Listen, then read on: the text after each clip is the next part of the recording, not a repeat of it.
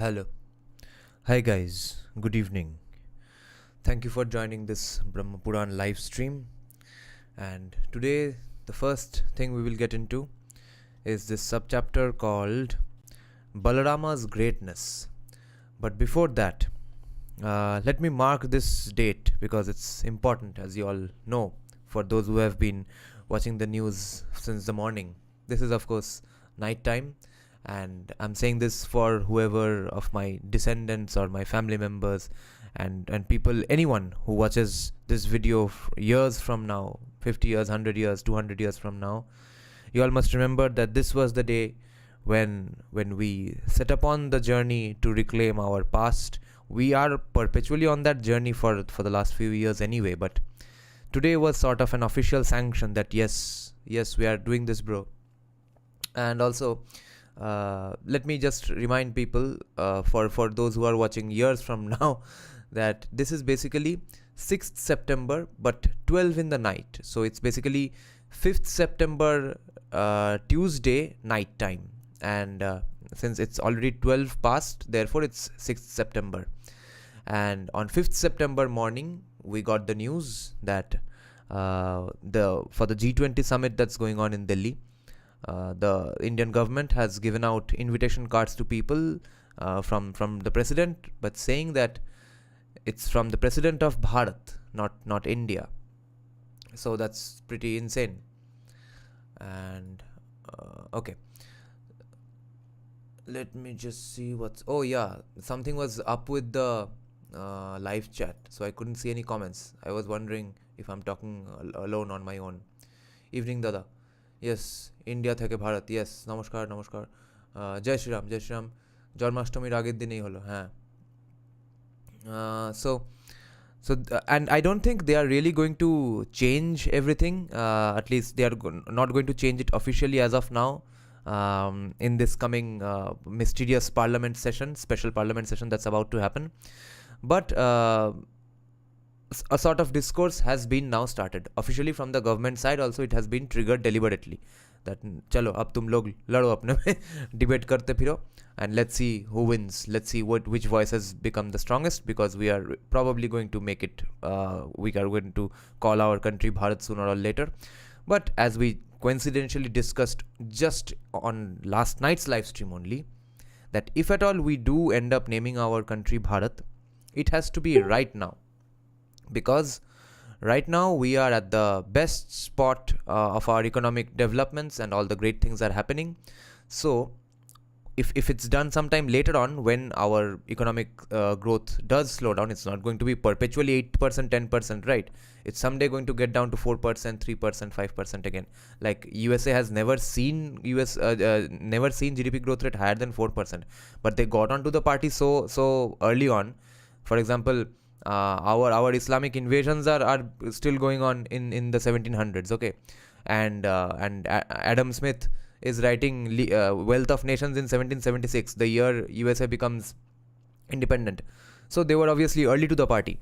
So even though they did not grow at more than 4% ever in their history, even then they are a $23 trillion economy, even though they have debt of $32 trillion. So we are a $3.75 trillion economy, and our debt is about 624 billion. But anyway, when someday we do become economically a bit of a weaker country, maybe one particular prime minister is screwing some things up, maybe inflation suddenly goes up to 20-30% because someone or the other is screwing up in the government. I don't want Bharat to be a band-aid for those days कि चलो और कुछ नहीं हो रहा है, ले लो थोड़ा नाम वाम ठीक कर देते हैं, have fun bro. Like what's happening in Madhya Pradesh, एक के बाद एक रेवड़ी अनाउंस करते ही जा रहा है. ये टेम्पल कर देंगे, वो टेम्पल कर देंगे, राम लोक होगा, उज्जैन महाकाल होगा, बेटियों को पैसे देंगे, बहनों को पैसे देंगे, मगर वोट तो नहीं मिलने वाला है बीजेपी को, ऐसा लग रहा है so far. तो चलो, it's a last ditch attempt of BJP. And for example, in Turkey, they are having an 80% inflation, okay, और हमारा inflation है about 6%, 7%, which has always been for the last few years, it has been the least in the world. But in the middle of that 80% inflation, Turkey decided to rename their country Turkey. So that was obviously a band-aid just to keep the masses happy, the stupid natives happy. And we should not have that. We should not have Bharat naming of India as Bharat as that sort of a stupid lollipop. Okay, it should come right now. But I did see some interesting counters to the idea of India being named Bharat. I don't care what commies say. Two of my own viewers, Neener here and another viewer, Monica Ganguly, commented something. What's wrong with my hair? Monica Ganguly and Neener said something which we are going to discuss here. Okay, they said why they are opposed to the idea of renaming India as Bharat. Okay, let's check out their comments and let's see.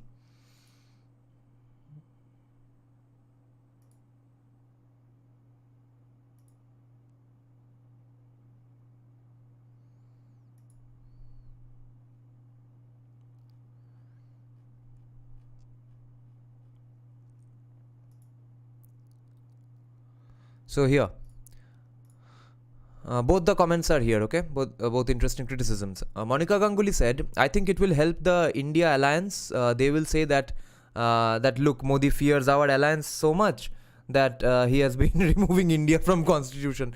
Well, they will say it because after all, the job of a politician is to say anything and try to get away with saying that. But their voters, who are already stupid enough to vote for them, they are going to vote for them no matter what. It's not like they are going to make this particular argument and gain some extra new voters. Okay, that's why I'm not bothered about this particular thing happening. Even if it does happen, it won't matter. Neener says, Dada, you should keep making predictions like that one guest on Jaipur Dialogues.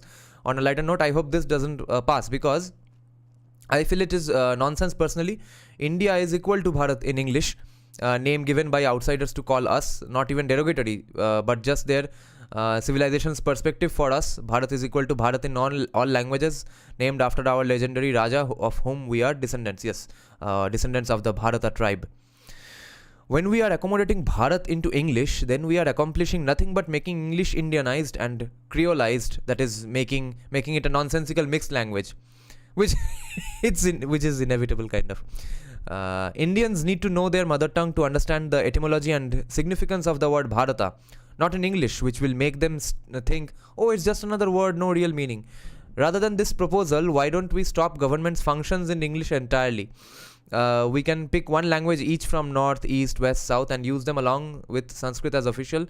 Why bother changing words in a foreign language that we are going to disown in the future anyways? Or is the BJP planning on retaining English long term with this? I hope not. We just need to stop using India when we speak Hindi or Bengali or other Indian languages and replace that with Bharat. One more fact, 99% foreigners can't pronounce the H in Bharat. Yes, that's of course Bharat. It will always be Bharat.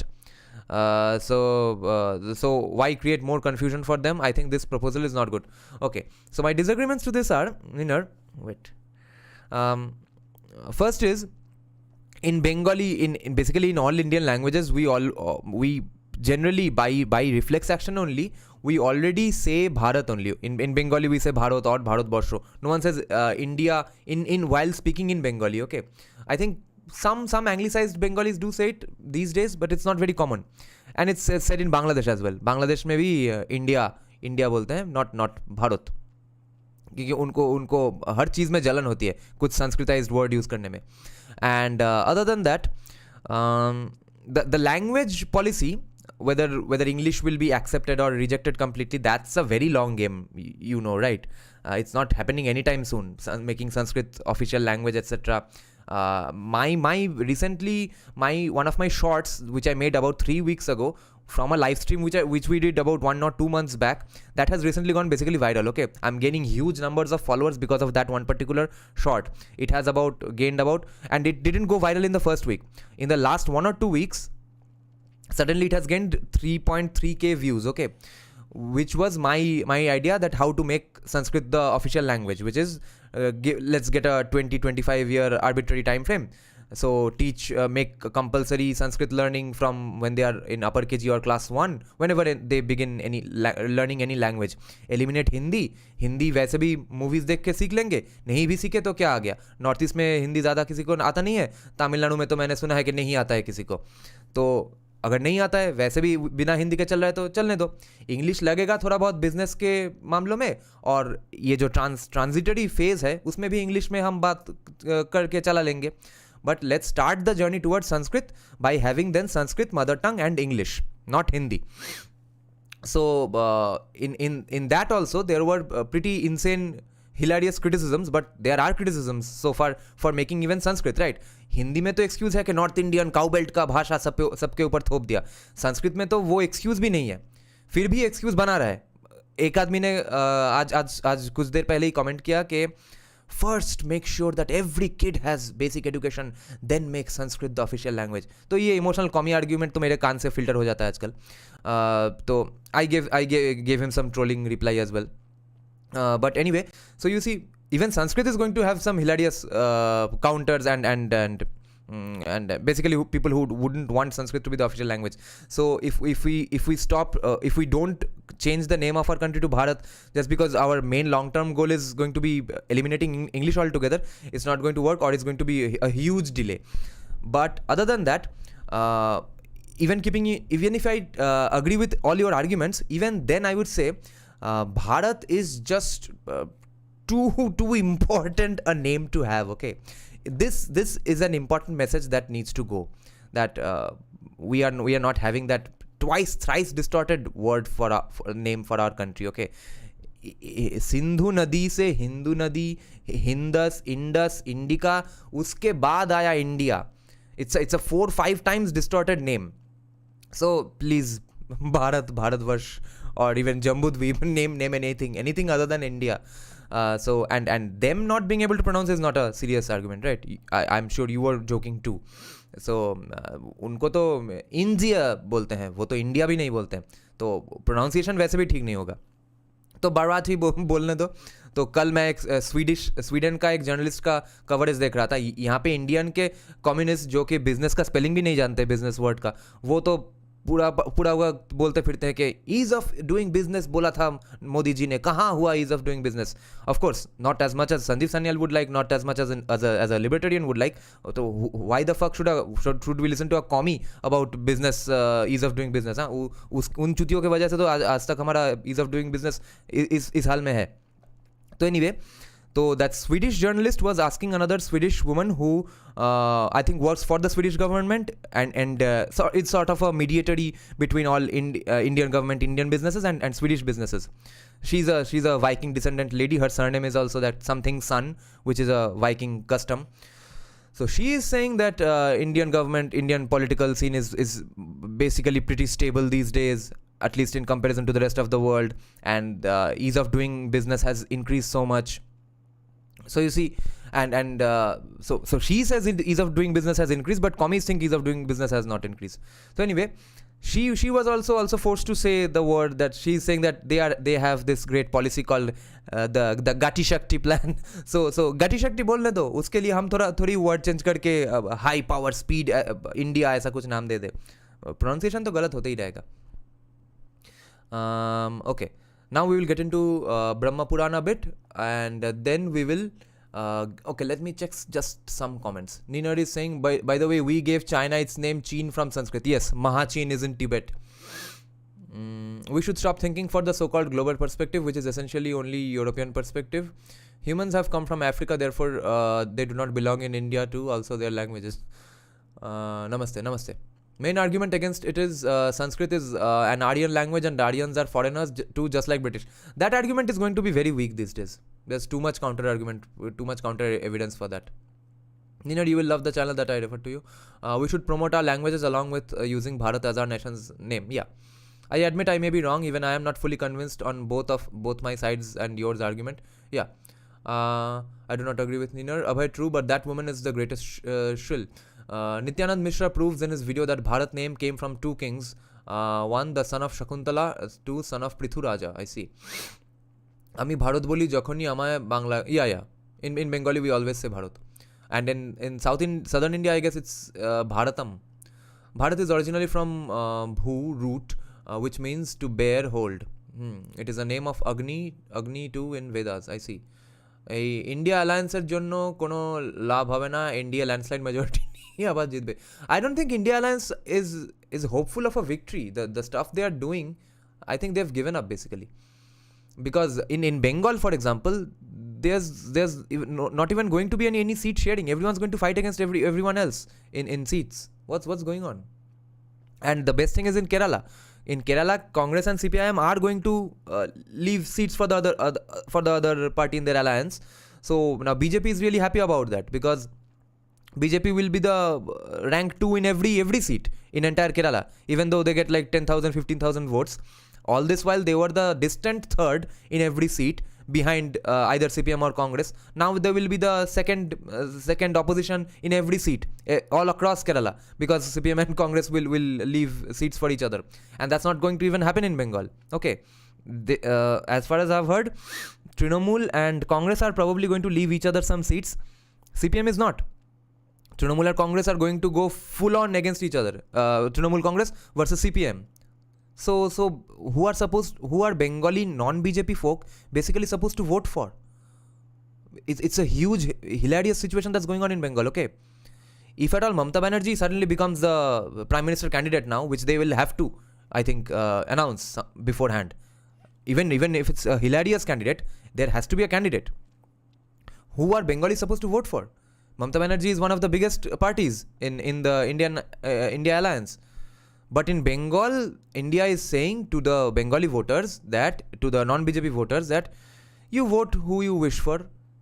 CPM is going to fight against Trinamool Congress. Trinamool Congress is going to fight tooth and nail against communists. Both parties' workers are going to beat each other up. They are going to kill each other. But when we do win in center, we are going to be great friends and run the country beautifully ever and after. That's the best case scenario argument they are making in Bengal. So if such a significant anti-BJP state like Bengal is doing these things, if such a significant anti-BJP party like Trinamool Congress is doing these things in Bengal, you can understand that either rest of the India alliance has basically given up, or is going to go down the drain by the time the election comes. I don't think they're serious about winning this Lok Sabha election. Dada, have you heard the celebration of Varishu and rocketry Venkateshwara? No. Suprabhatam. No. India philosophy all Buddhist Jain Hindu versus western philosophy, कौन जीतेगा आपका हिसाब से? अगर हम इसको philosophy war बना दे तो हमारे लिए फ़ायदा होगा या नहीं? Philosophy is basically ever evolving. Everyone reads up other people's philosophy. Okay, people who delve into philosophy are intelligent people, and they are not very angry people. Okay, they don't feel the xenophobic hatred usually. So philosophers of everywhere usually read up on philosophies of everywhere, and after that they may or may not give credit, and when they build up on those theories. Okay, Jainism and Buddhism would not be there without Vedas being written first.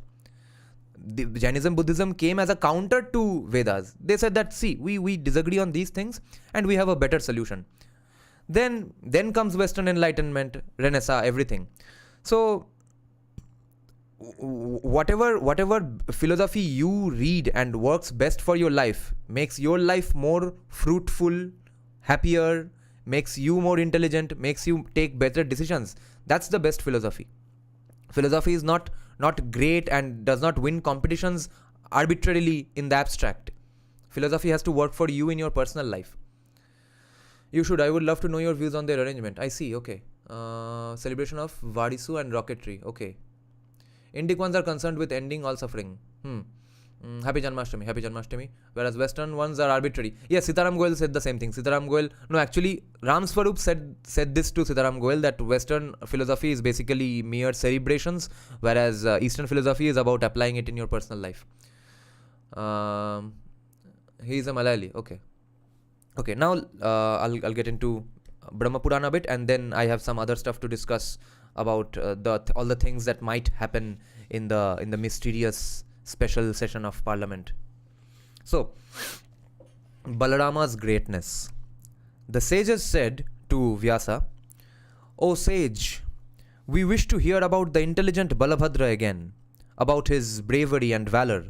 You should describe that to us. We have already heard about his dragging the Yamuna and other deeds. O immensely fortunate one, tell us everything else that Bala did. Vyasa replied, O sages, hear about Rama's deeds. He is infinite and immeasurable. He is Shesha, who holds up the earth. The brave Samba, Jambavati's son, forcibly abducted Duryodhana's daughter at the time when her Swayamvara had been arranged. This enraged the immensely valiant Karna, Duryodhana and others, and Bhishma, Drona and others. They defeated him in battle and bound him up. O sages, hearing this, all the Yadavas were angry at Duryodhana and others and made great efforts so that they might be killed. However, his words slurred because of his intoxication, and Baladeva was intoxicated. Bala restrained them, saying, Because of my words, the Kauravas will release him. Baladeva went to the city of Gajasavya. Gajasavya is another name for Hastinapura, as is Nagasavya. All these expressions mean the city of elephant. I see. He didn't enter the city, but remained in a grove that was outside the city. Having learned that Bala had arrived, Duryodhana and the others offered Rama a cow, a gift, and water. Having accepted all these in the proper way, he told the Kauravas, It is Ugrasena's command that Samba should be quickly released. O Brahmanas, O supreme among Brahmanas. Hearing his words, Karna, Duryodhana, and the others, and Ballika, and all the other kings became angry. They glanced towards the one who wielded the plough as a weapon, meaning Balarama, belonging to the Yadu lineage, which did not deserve a kingdom. The Kauravas said, O Bala, what are these words that you have spoken? How can a Yadava command one who has not been born in the Kuru lineage? If Ugrasena is capable of commanding the Kauravas, then enough of these white umbrellas and other ornaments that are appropriate for kings. O Baladeva, therefore depart. Samba has committed a wicked deed. We will not release him because of what you say, or because of Ugrasena's command. Since we deserve respect, the Kukuras and Andhakas used to bow down to us earlier, but that is not being observed now.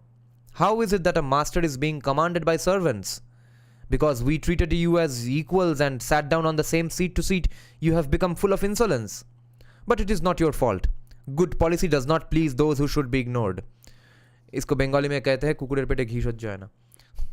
Oh Bala, the person you have spoken about should be worshipped by us and treated lovingly. But your lineage is not behaving in a similarly appropriate way towards our lineage. Having said this, all the Kurus did not release Hari's son. Having made up their minds, all of them entered Gajasavya, Hastinapura. At this, the insult led to his becoming wrathful.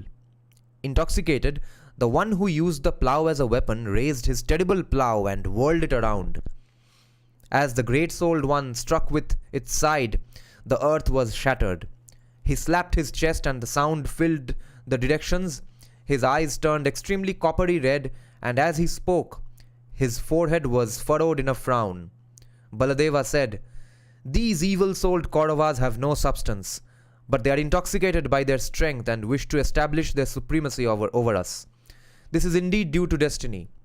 Ugrasena's instructions cannot be disregarded and dishonored, but because of their adharma, they wish to disobey, though his commands are followed by Shachi's consort along with the gods. Ugrasena is always present in Sudharma, the assembly hall of Shachi's consort. Shame on these people. They are content with a king's seat, leftovers of hundreds before them. The wives of his servants use clumps of flowers from the Parijata tree. However, they do not regard him as a lord of the earth.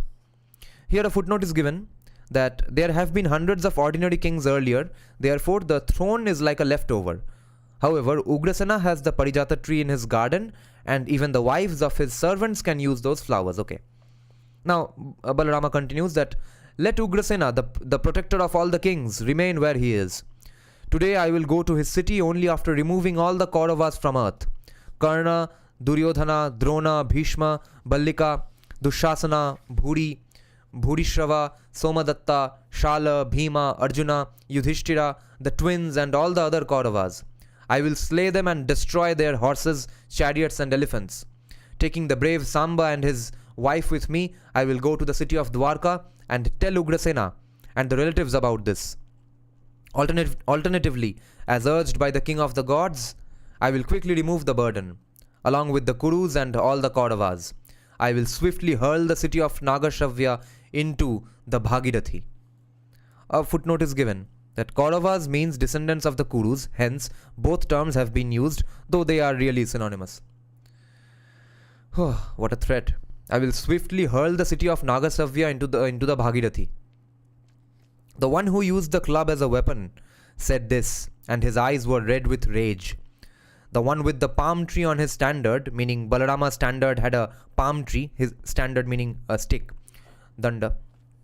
Balarama's standard had a palm tree, so the one who used the club as a weapon said this, and his eyes were red with rage. The one with the palm tree on his standard turned the face of the plough downwards and placing the tip on the walls of Hastinapura started to heave. Matlab uthana shuru kiya. The city was suddenly whirled around. On seeing this, the hearts of all the Kauravas were agitated and they screamed. The Kauravas said, "O Rama, O mighty armed one, please forgive us. O Rama, you should pardon us. O one with the plough as a weapon, please be pacified and restrain your rage. O Bala, we have understood your strength. Samba and his wife will be freed. We have been guilty of not knowing about your powers. Please forgive us." Now Vyasa continues, "O bulls among sages, along with Samba and his wife, the Kauravas quickly emerged from their own city. Bhishma, Drona, Kripa, and others prostrated themselves before him and spoke pleasant words. Bala, supreme among strong ones, said, 'I have pardoned you.'" Now Vyasa continues again, "O Brahmanas, even today the signs of the city being whirled around are evident. Such was Rama's powers. He possessed all the signs of strength and valor. Along with the wielder of the plough, the Kauravas honored Samba and sent him and his wife along with the riches given at the time of a marriage." End of this subchapter. Next subchapter is called Dvividha's Death.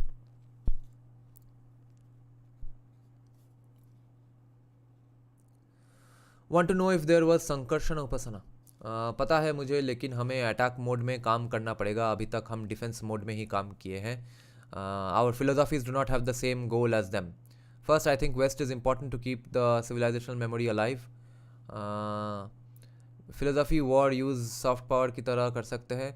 Animal rights उसका हक है जीने का जंगल, ना कि jail जू में. उसी तरह फिलोसफी यूज़ करने की बात कर रहा हूँ. आपके विचार क्या है? I have not thought about using philosophy that way, because no one should really use anything that's Indian just because it's Indian. When we appreciate good things about India, it's not because they are Indian, okay? Like someone had told me in a live stream few live streams back that why are you promoting Brazilian Jiu-Jitsu over Kalaripayattu? Isn't that a sign of a colonized mindset? So I told him, पहली बात तो ये Brazilians ने हमको कभी colonize नहीं किया है. So me appreciating Brazilian Jiu-Jitsu has nothing to do with colonization. But even then, if Brazilian Jiu-Jitsu works today more than any Indian martial arts, all of which have become dance forms according to me, nothing more than beautiful dance forms, then what am I supposed to do? Learn a dance form just because it's Indian and try to use that in a fight? No. I will learn Brazilian Jiu-Jitsu because also I know that some time or the other Indians did practice it. Jiu-Jitsu is Brazilian Jiu-Jitsu came from Japanese Jiu-Jitsu, and Japan का आधा culture को तो India के साथ match होता ही है. Okay, Shintoism is basically in a way Hinduism only, और बुद्धिज्म जो है वो भी हिंदुइज्म से ही आया है. बट ऑल्सो जुजुत्सु का एक और वर्ड हो सकता है, since J is always interchangeably used as the Y pronunciation. So Mahabharata में युयुत्सु नाम का राजा भी है. So how do you know that we didn't do these exact kind of fighting techniques in India? Okay, but now Now, whatever Indian martial art we have, they are great dance forms and won't help you in a street fight. Therefore, I'm saying use Brazilian Jiu-Jitsu. In the same way, don't apply or don't read up a philosophy book and try to apply that just because it's Indian. Read both Western and Eastern and see whatever benefits you personally. And then you will probably end up seeing that ultimately the Indian philosophy helps you more. Because in some ways it is better. But don't just think it's better just because it's Indian, and don't try to use it just because it's Indian. Then you'll have worse results. Use philosophy offensively, best send Bhimtas to you over Romanis. Atharva Veda. The Puranas, history and praiseworthy stories of human beings followed him. Instead of bringing our philosophies in it, we must take the approach of criticizing theirs totally. Yujutsu means eager to fight. Yes, yuddha korte ichchuk. Like Jijnatsu is Gyaner, Jiggashu is Gyaner proti ichchuk. Yes. So you see, Jiu-Jitsu probably originated in India only. Fighting techniques तो India में था ही, तो वो word भी शायद India में originate हुआ है.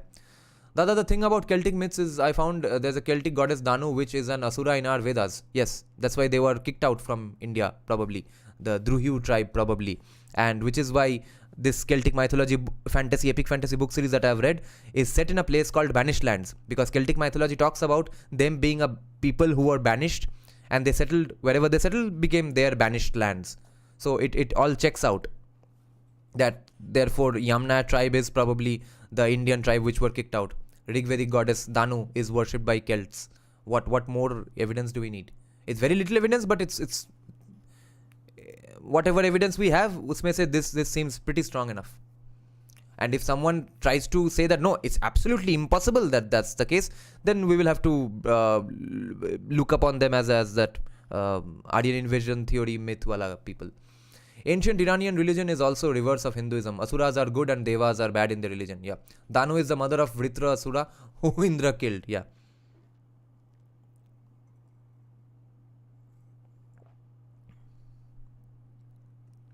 Yes, Vedvir Arya refers to Asura, Ahura Mazda.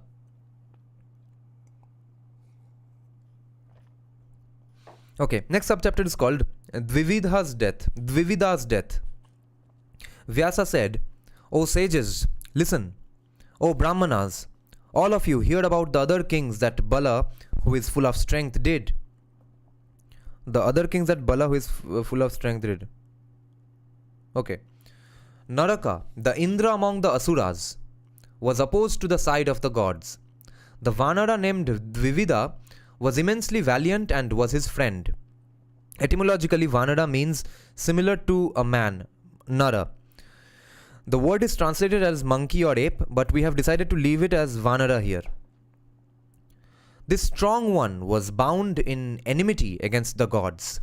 Dvivida said, Krishna has killed Naraka, who was full of strength and pride. Therefore, I will act against all the gods. Accordingly, he destroyed sacrifices and devastated the mortal world.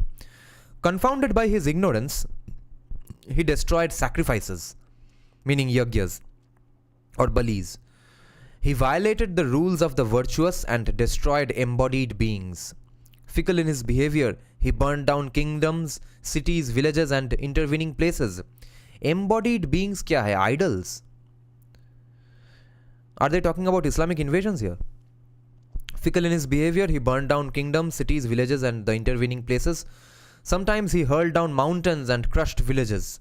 He uprooted mountains and flung them into the waters of the oceans. He stood in the midst of oceans and agitated the oceans.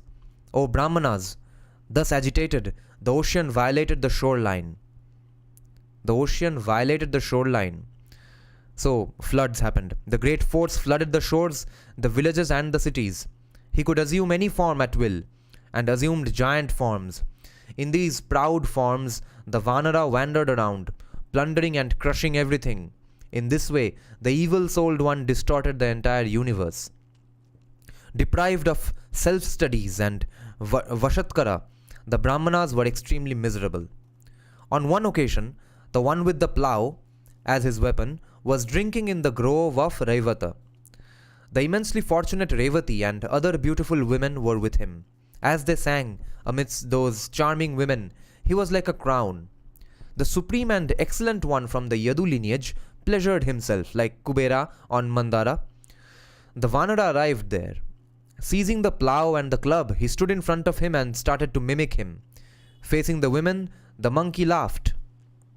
The word used here is kapi, so monkey laughed. He hurled the vessels filled with liquor away. Full of rage, Bala reprimanded him. Nevertheless, ignoring him, he, meaning Dvivida, continued to make a chattering sound. At this, Bala stood up and angrily seized his club. The supreme among monkeys seized the terrible summit of a mountain and hurled it. However, as it was flung, the best among Yadavas shattered it into 1,000 fragments with his club, and it fell down on the ground. As the club was brought down, the monkey avoided it and struck Bala on his chest with force, strength and rage. At this, Bala became angry and struck him on the head with his fist. With a little bit of life left in him, Dvivida fell down, vomiting blood. As his body fell down, the summit of the mountain was shattered into 100 fragments. O sages, it was as if it had been struck by the Vajra of the wielder of the Vajra. From above, the gods showered down flowers on Rama. They praised him and applauded his great deed. They said, "This wicked monkey took the side of the Daityas and caused harm. O brave one, he made the universe suffer. It is good fortune that he has come to his end." In this way, there are many deeds that the intelligent Baladeva performed. They cannot be enumerated. He is Shesha, who holds up the earth. Another end of a subchapter. Next subchapter is called Krishna's Departure for His Abode. Nice Janmashtami celebrations. Okay, let's see what you all have to say about philosophies. This will be interesting. Let me just check some comments. Linguist is saying, brother, that means Puranas are even mentioned in Vedas, and this means the dating of these scriptures should be closer and not like 1000 BC and 500 CE even for leftist historians. Happy Janmashtami, brother. Yes, happy Janmashtami. So you are saying Puranas are even mentioned in Vedas, and this means, okay, so what Bibek Debroy and the other, I think, yeah, Bibek Debroy translated this alone, or did someone help him? Wait, let me check. Yeah, only Bibek Debroy. So what he has mentioned in the introduction part of this Brahma Purana himself, and he has said this in some live seminar events as well, that the critical editions of the Puranas that we have today in the Bhandarkar Oriental Research Institute, which are being translated by Bibek Debroy one after the other, which are all releasing from Penguin. All these Puranas are not really the ancient Puranas which are mentioned in the Rig Vedas. These Puranas are basically at least written in the 900 ADs, 1000 AD, 1100 AD, 1200 AD, in those days, okay. But why critical edition then? Because some portions of these Puranas are probably the ancient most parts as well, but the rest were all later interpolations, as happens with all our texts. I think only Arthashastra ke saath ye nahi hua because Arthashastra got lost. No one could interpolate anything into the Arthashastra. And there are I've noticed some things in the Brahma Purana which has made me think that it seems like a much later text, whereas some parts has made me think that, yeah, it's pretty ancient. So should Ramayana and Mahabharata be added to our history syllabus, or is it more appropriate in a Sanskrit literature class only? It's great for Sanskrit literature class, English literature class, Bengali literature class, and philosophy class, everywhere except history. History should be little more hard evidence based. Linguist, absolutely. Leftist historians are not even educated in Sahitya Shastra and Sanskrit. You should read Acharya Baladev Upadhyaya. Purana Vimarsha is his book, I see. From what I understand, the consensus is that these texts were completely oral during 1000 BC and then started being written, so we don't actually know most of their true ages. Yeah. USA में human rights, animal rights का idea को वो लेके, yeah. Niners, they got compiled under the patronage of Gupta Empire, right? This was proved by Acharya Baladev Upadhyaya. Yeah, that's what I've heard. Which is why historical dynasties till Guptas have been added. This is also proved by various manuscripts. Yeah, leftist historians say that it is under Gupta Empire that Hinduism, India, kind of Bharatvarsha all happened before Before Gupta Empire there was nothing. Only random warring tribes and cults here and there. Actually, the contradiction then comes from Gautam Dharam Sutra, 400 BC text saying 18 Mahapurans including Shiv Puran and Vishnu Puran. Yes, all of these same name wale Purans the 400 BC में भी 1000 BC में भी, but they are lost, and the texts that we have, most of the portions of these texts are written in post 900 AD. Crazy thoughts. When should we start exporting dharmaness to Central Asia and other places and create buffer zones? India should take up the duty of upholding dharma like USA. Like USA has duty of democracy. I think Saudi Arabia and UAE teaching Mahabharata, Ramayana in their schools, them opening their temples in those places, even having statues of Chhatrapati Shivaji Maharaj, teaching yoga. These are the starts already. Purana was written by Ved Vyasa, the same author who wrote Mahabharata. So these were written around Mahabharata time, which is estimated to be 3000 BC. All the Puranas were written by Ved Vyasa. Or wasn't Ved Vyasa also a sort of a title? It's not really one person. Linguist, well, Gautam Dharma Sutra date is also contested. The Vashisht Dharma Sutra. Shubha Janmashtami to all. Yes, Shubha Janmashtami. That's what I'm saying. These were only orally transmitted in the starting, but final product was only ready by 0 to 500 AD. Hello friends, after a long time. Yes, hi. Okay. All Vedas are incomplete too. 100 books from the same Veda are gone, and same with other Vedas too. Ramayana Mahabharata is already in syllabus though. I studied these for Hindi in school. Oh, I see. We didn't study any bits of it in our ICSE board schools. कहना क्या चाहते हो? Well, Bibek is wrong. There are provisions after all to add new historical data into Puranas. Oh shit. I had Ramayana Mahabharata in history class 3 and 4. West Bengal board only. I see. All Vedas are okay. Well, Bodhi scholarship is challenged and also refuted a lot, especially by Modi, Mysore Oriental Research Institute, and Madras Sanskrit College. Shit. तो क्या करे? Consensus तो कोई नहीं बनाएगा, तो चलो एक कोई बना रहा है इंग्लिश में ट्रांसलेशन, उसको ही फॉलो करेंगे, क्या करें? All Puranas were written by whoever but attributed to Vyasa. Yeah, like it's obvious, Markandeya wrote Markandeya Puran. Krishna's departure from for his abode. Vyasa said, in this way, with Baladeva as his aide, Krishna killed Daityas. For the sake of the universe, he destroyed wicked kings. Along with Phalguna, meaning Arjuna, the illustrious Lord reduced the burden of the earth and destroyed all the Ashkohinis. That is the reason Hari assumed an avatara. To reduce the earth's burden, he killed all the kings.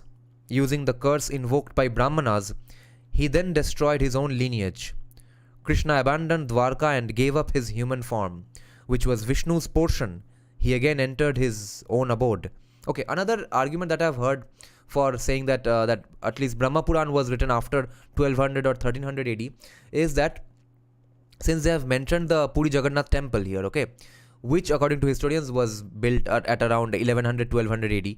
So therefore they are saying if the Purana is written and is describing that temple and that the temple is made in 1100 1200 AD, how can this be from 1000 BC? The sages asked to Vyasa, how did he use a curse to exterminate his own lineage? How did Janardana give up his human body? Vyasa replied, in the great Tirtha of Pindaraka, some young Yadu men met the great sages Vishwamitra, Kanva and Narada. They were insolent because of their youth and were goaded by future events. They dressed up Samba, Jambavati's son, as a woman. They approached the sages, prostrated themselves and spoke to them. The young men said, O lords, this woman desires a son. What will she deliver? Those Brahmanas possessed divine knowledge and could not be deceived by the young men. Wishing to destroy them, the Brahmanas, excellent in their vows, invoked a curse upon them. The angry sages said, she will deliver a club which will exterminate the entire lineage of Yadavas. Club, okay? Marne wala, Mudgar jaisa. Addressed in this way, the young men told Ugrasena all that had happened. A club came out of Samba's stomach and Ugrasena had the club crushed to a powder. The powdered bits were flung into the ocean and some Eraka grass was generated from this. O Brahmanas! However, when the iron club was powdered, a small fragment remained. It could not be powdered and it was in the shape of a miniature club. When this was flung into the ocean, it was swallowed by a fish. The fish was caught in a net. A hunter named Jara means old age, killed the fish and took the piece out from its stomach. Hari knew the supreme purport of everything and possessed every kind of power. However, he did not wish to act and counter what had been ordained by destiny. A messenger sent by the gods came and prostrated himself before Keshava. He spoke to him in secret and said, "O illustrious one, I am a messenger sent by the gods, the Vasus, the Ashwins, the Maruta, the Adityas, the Rudras, the Sadhyas and the others. O Lord, hear the message sent by Shakra to you. The gods have said, O illustrious one, more than 100 years have passed since you incarnated yourself to reduce the burden. You have descended and have favored the gods by slaying Daityas and others who were wicked in conduct. The earth's burden has been reduced. Along with you, their protector, let the gods return to the abode of the gods." As a footnote is given, portions of the gods had also incarnated themselves on earth. "O Jagannatha, you have spent more than 100 years here. If it pleases you, please return to heaven now. That is what the gods want. But if you still wish to remain here, as your followers until such time we, the gods, will also have to remain as humans." The illustrious one replied, "O messenger, I know everything that you have told me. However, I have started the destruction of the Yadavas.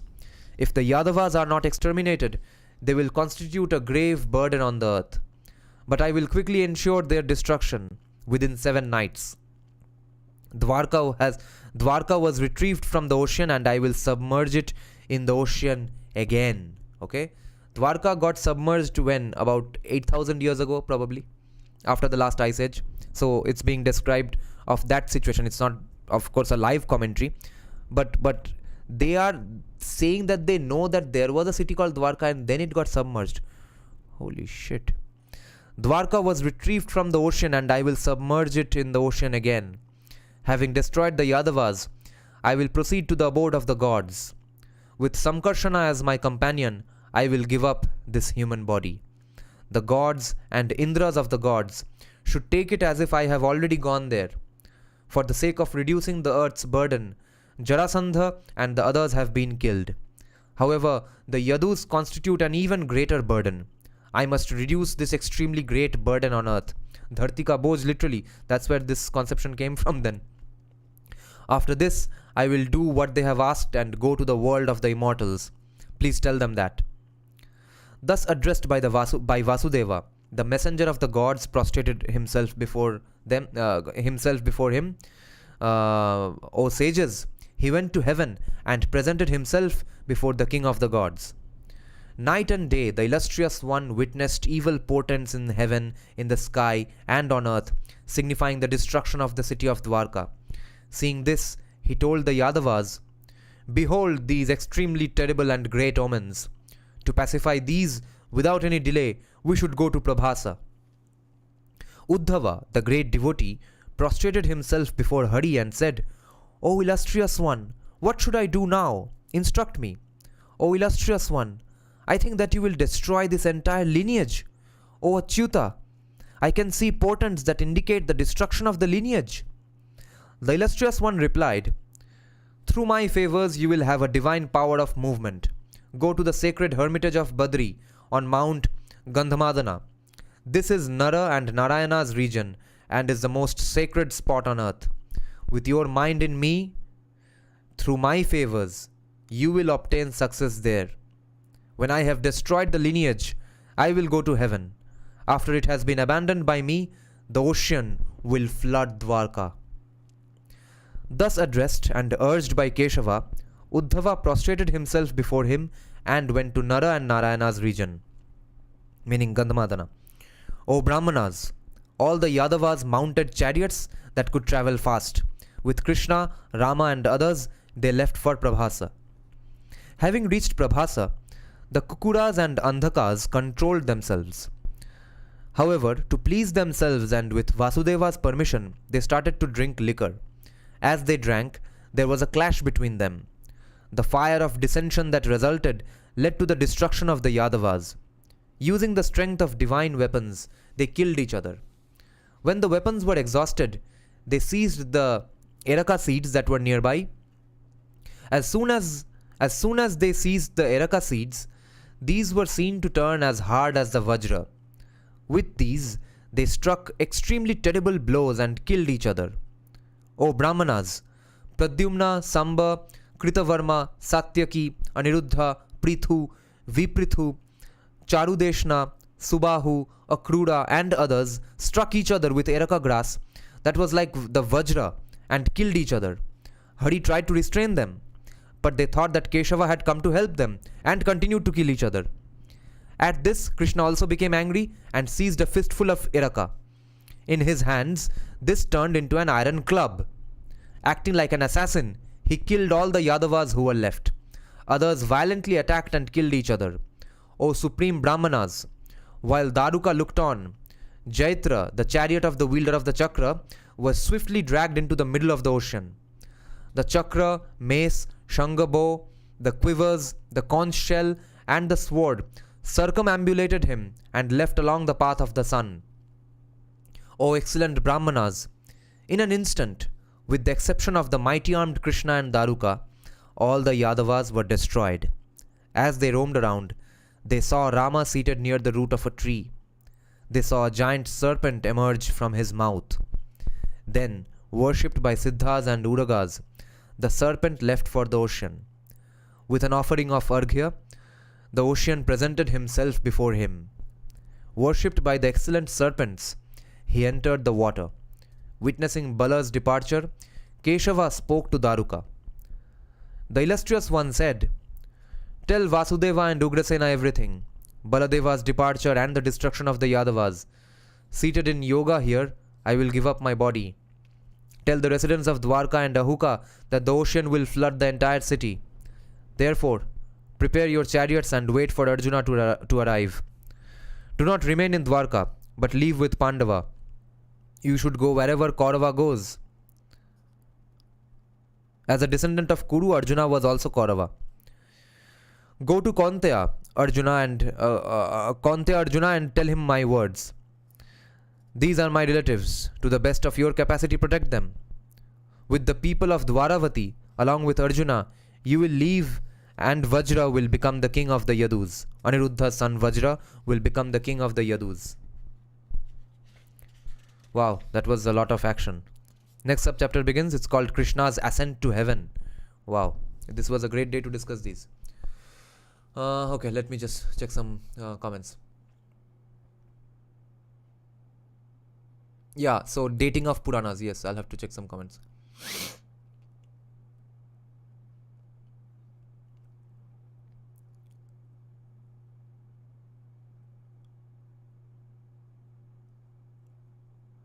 Yeah, and in terms of Bodhi scholarship being challenged, I know of another argument in favor of them saying that they are right about when these particular Puranas were written. That is the geographical descriptions as well.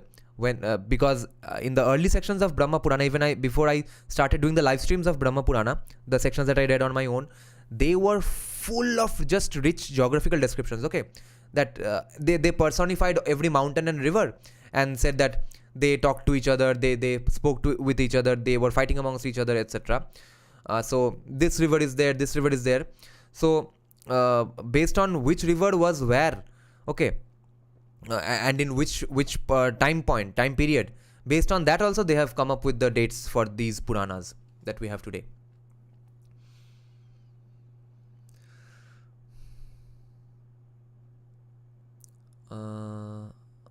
जब आप डूब रहा है सब jail जा रहे हैं तभी तुमने खरीदा इनको. People on a sinking ship will waste their whole life saving to save the ship. The ones in a stable ship might not give him money. Puranas are compilations by Vedavyasa when he was present at the Naimisharanya Kshetra, where all the discourses of his rishis were heard by him and collected. Yes, Naimisha forest. There is a forest called Naimisha in UP today. Who knows if it's that one only.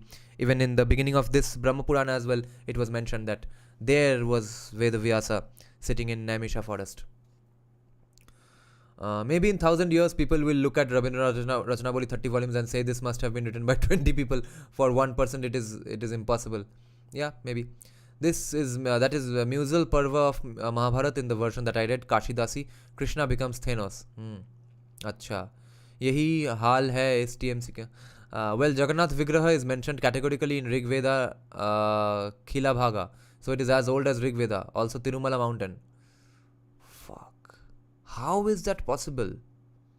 No, but then my Marxist brain, formerly my Marxist brain would say that then maybe those sections of Rig Veda were also were later interpolated after they found the Vigraha here, okay, or they made the Vigraha here, because the argument forever has been that Rig Veda was written maybe outside India or in the Harappan times, okay, or composed in the Harappan times, or written somewhere in the Haryana, Pakistan region.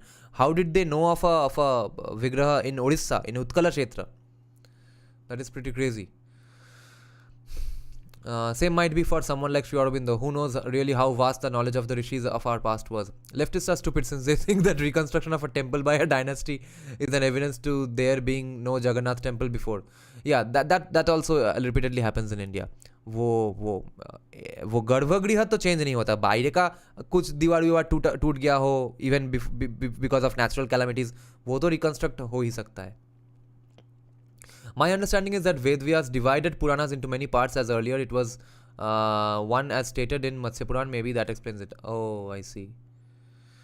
We know this from other Sthala Puranas, Agamas, where a mandir complex when gets hugely damaged to be... Yeah, that is actually common. So Krishna becomes Thanos in this version too. Linguist, based on topics he did divide the Puranas, since earlier it was just one gigantic tradition which was getting lost. He divided the 4 Vedas. I am sure Puranas as it is written in Mahabharat. No, he compiled all the discourses and divided them into 18 Mahapuranas. Files absolutely correct, but about Rabindranath Rachanavali. I am writing a story titled Lakkhoner Dwaroka. Bangla ki jan uchcharonta Daroka na? Yeah. And Uttarer Kurukshetra. It is requiring so much research. I hope to publish them as audio stories on my YouTube next year. Oh, great. By the way, guys, even Gautam Buddha was mentioned. Has mentioned Kurus as northern clan in Digha Nikaya. Here to learn Apurvo, linguist true, Bhimta seed otherwise. Yeah. They said that someone commented on my video about Chanakya that there was nobody called Chanakya. It was created by Hindus later on to counter the popularity of Buddhism. I heard somewhere Yadava were kind of democracy, but then how they have kings. Rig Veda was written in Norway according to leftist YouTube historian. Yes. Now, Yadavas can have democracy and king at the same time because the king himself was elected. Not, of course, democracy does not mean हर आदमी जाके एक ballot paper पे vote डाल रहा है, but they have sort of a consent based on their local chieftains. Those chieftains collectively elect one king. That's the same thing that happened with the Pal dynasty as well. The first king of the Pal dynasty, Gopal, was a Brahmin. He was a Brahmin bureaucrat. And Bengal was facing 100 years of tremendous violence after Shashanka's dynasty went to hell. His son, his grandson were all weak kings. So after so much violence, they decided, they tell basically Gopal that अरे भाई तुम संभालो थोड़ा, हम तुमको support दे रहे हैं, कुछ करो.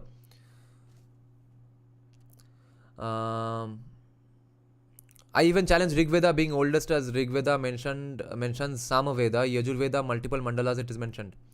Well, Vedas cannot be interpolated at all since there are checks and balances. Yeah, true. Ghanapatha, Padapatha, etc. Padapatha. To keep it clean. And also it was not written, so no interpolation.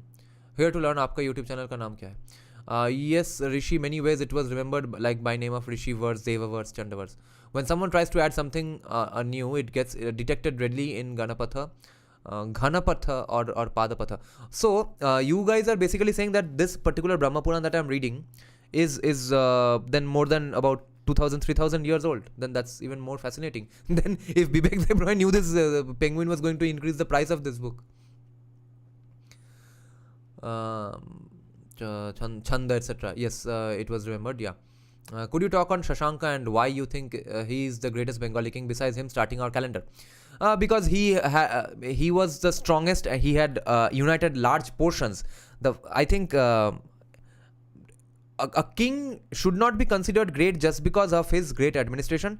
I would like to see any king. I would call him a great king if they have a significant amount of landmass as well, which is what Shashank did. He had a great united Bengal section, Vanga, Pondra, all that was under Shashanka. That's why. I think he had the biggest ever landmass for any Bengali king, unless except the particular one or two Pals of the Pal dynasty who had their kingdoms up till Punjab, but that was not a continuous kingdom as well. They had some vassal states types of deals, that they had some representatives who would send some amounts of taxes here and they would go settle there a bit.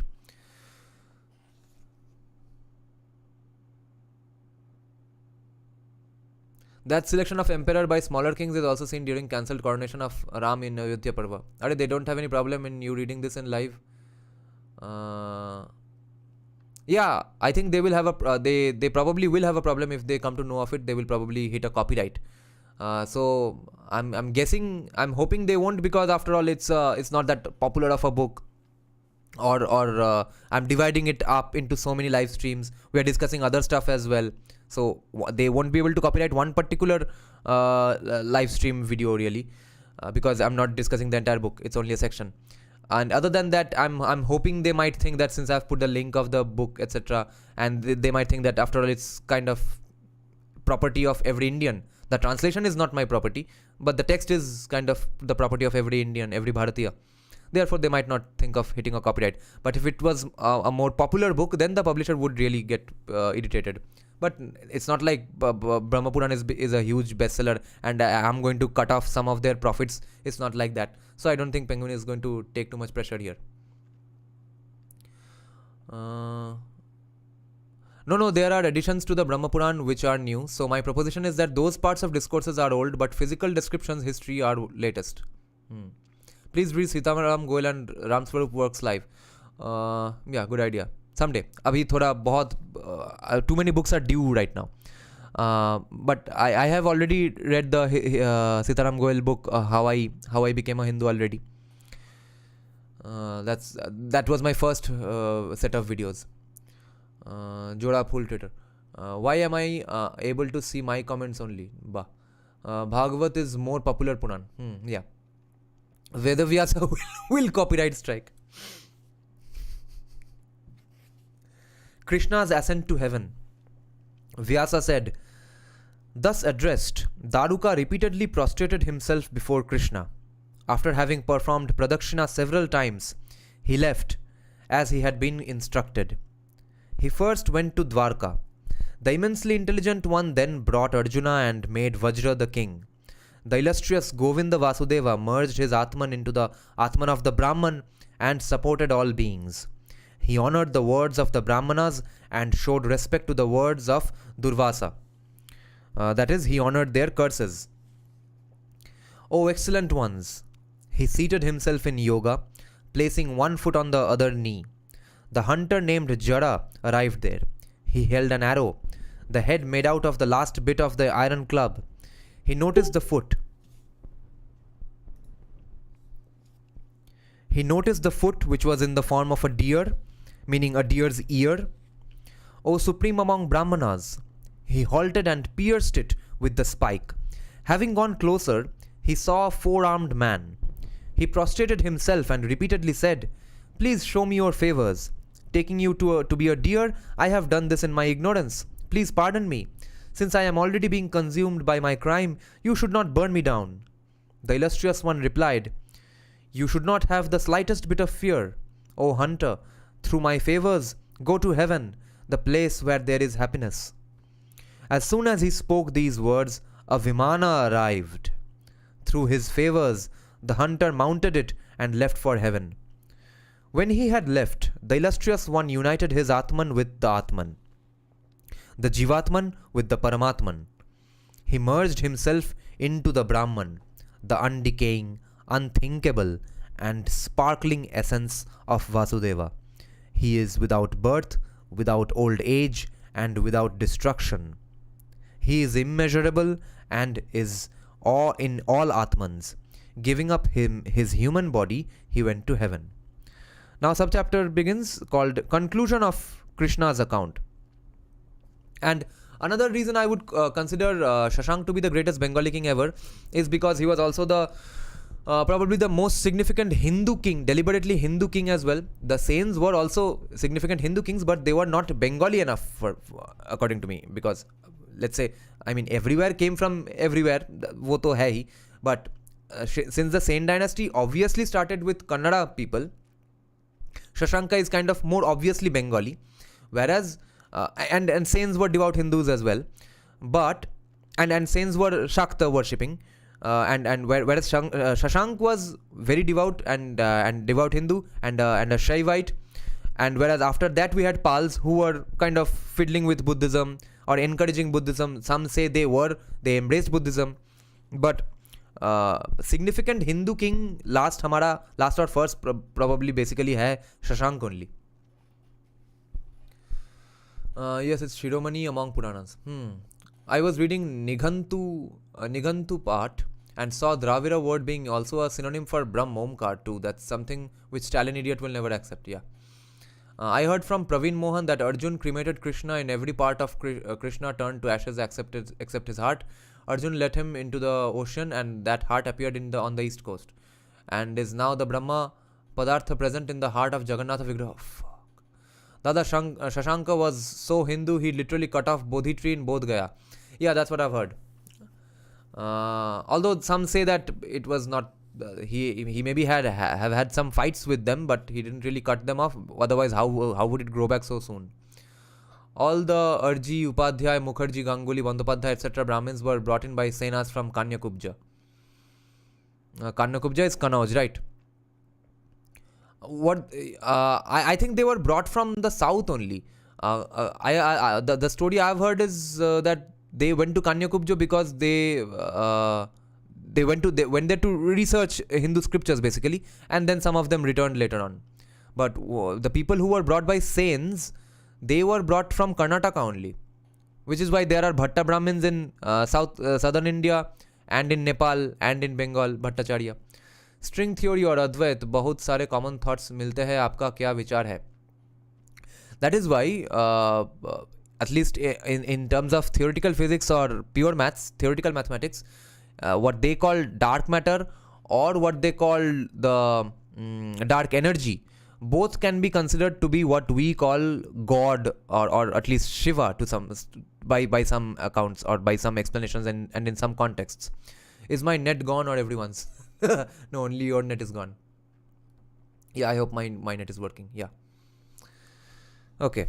Now, conclusion of Krishna's account. Vyasa said, Arjuna hunted out the bodies of Krishna and Rama and performed the funeral rites. One by one, he did it for the others too. There were said to be 8 main queens, Rukmini as the foremost. Taking Hari's body, they entered the fire. O excellent ones! Revati embraced Rama's body and entered the blazing fire, which turned cool as soon as it touched her.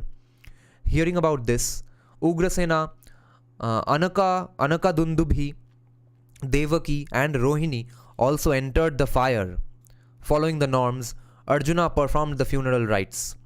Taking all the people, Vajra and thousands of Krishna's wives, he left Dwaravati. A footnote is given, only the 8 main ones had immolated themselves. So we are getting a description of Sati Pratha here. Now, half of this is metaphor only. Protecting the people and Vajra, Kaunteya proceeded slowly. O Brahmanas, Krishna had brought the Sudharma assembly hall to the world of the mortals. It left for heaven along with the Parijata tree. On the day when Hari left earth and went to heaven, that is the day when the dark Kali Yuga descended. The giant ocean flooded the empty city of Dwarka. However, the ocean did not flood the house of the best among the Yadus. O Brahmanas, the illustrious Keshava is always present there. Therefore, the giant ocean has not crossed that boundary, not even today. It is great and extremely sacred. It destroys every kind of sin. If one sees the place where Vishnu played, one is freed from sins. O supreme sages, the land of Panchananda has a lot of grain and wealth. The land of the 5 Pancha rivers, Nada. Okay, so Panchanada, so Panchanada, not Panchananda, or Punjab. The 5 rivers are Shatadru, Vipasha, Iravati, Chandrabhaga, and Vitasta. Okay, so we are talking about Punjab here. The land of Panchanada has a lot of grain and wealth. Partha made arrangements for all the people to reside there. Partha, a single archer, was conveying all the women, their husbands having been killed. On seeing this, bandits, wicked in their deeds, became greedy. Avarice overwhelmed their minds. The Abhiras were extremely difficult to subdue and they consulted each other. Abhiras were cowherds, but here they are being equated with bandits or dasyus, and later with mlechas. So you see, mlecha is not a racial thing that Bengalis को mlecha बोल दिया इसलिए वो outsider हो गया, not that. So the Abhiras were extremely difficult to subdue and they consulted each other. The Abhiras said, Arjuna is a single archer. The husbands of the women have been killed. How can he cross us and take them away? Shame on his strength. Having killed Bhishma, Drona, Jayadratha, Karna and others, he is full of pride. He does not know about the strength of those who reside in villages. Taking himself to be superior in strength, he shows disrespect towards all other men, especially villagers. What is the need to speak a lot? With sticks and stones as weapons, thousands of them attacked the people whose protectors had been killed. Kaunteya returned. He laughed and spoke to the Abhiras. Arjuna said, O those who are ignorant of Dharma, if you do not wish to die, withdraw. Ignoring Arjuna's words, they seized the wealth, the women, and Vishwakshena's wives from him. At this, Arjuna started to string the divine Gandiva bow, which had never been destroyed in battle. However, the valiant one was unable to do this. When he managed to string it with a great deal of difficulty, it became loose again. Though he thought about them, Pandava could not remember the weapons. Cheerfully, Partha tried to shoot the arrows that remained. However, the wielder of the Gandiva was unable to pierce the enemy. The inexhaustible arrows that fire god had given him were destroyed at the time of the burning of the Kandava forest. As he fought with the cowherds, Arjuna was defeated and exhausted. Kaunteya thought, Krishna was the strength when all the kings were defeated through my arrows. As Pandu's son looked on, those excellent women were abducted by the Abhiras. Others went away wherever they wished. O Brahmanas, when the arrows were exhausted, Dhananjaya struck the bandits with the end of his bow. But they only laughed at these blows. O excellent sages, as Partha looked on, the Mlechas seized the excellent Vrishni and Andhaka women and left in different directions. Jishnu was miserable and exclaimed, This is a great sorrow. Alas, it is misery that the illustrious one has abandoned me. He wept. Arjuna said, The bow, the weapons, the chariot, the horses, all of these have been destroyed in an instant, like donations given to a person who is not learned. Destiny is indeed strong. Without the great souled one, I am no longer capable. I have been defeated by those who are inferior. These are the same arms. This is the same fist.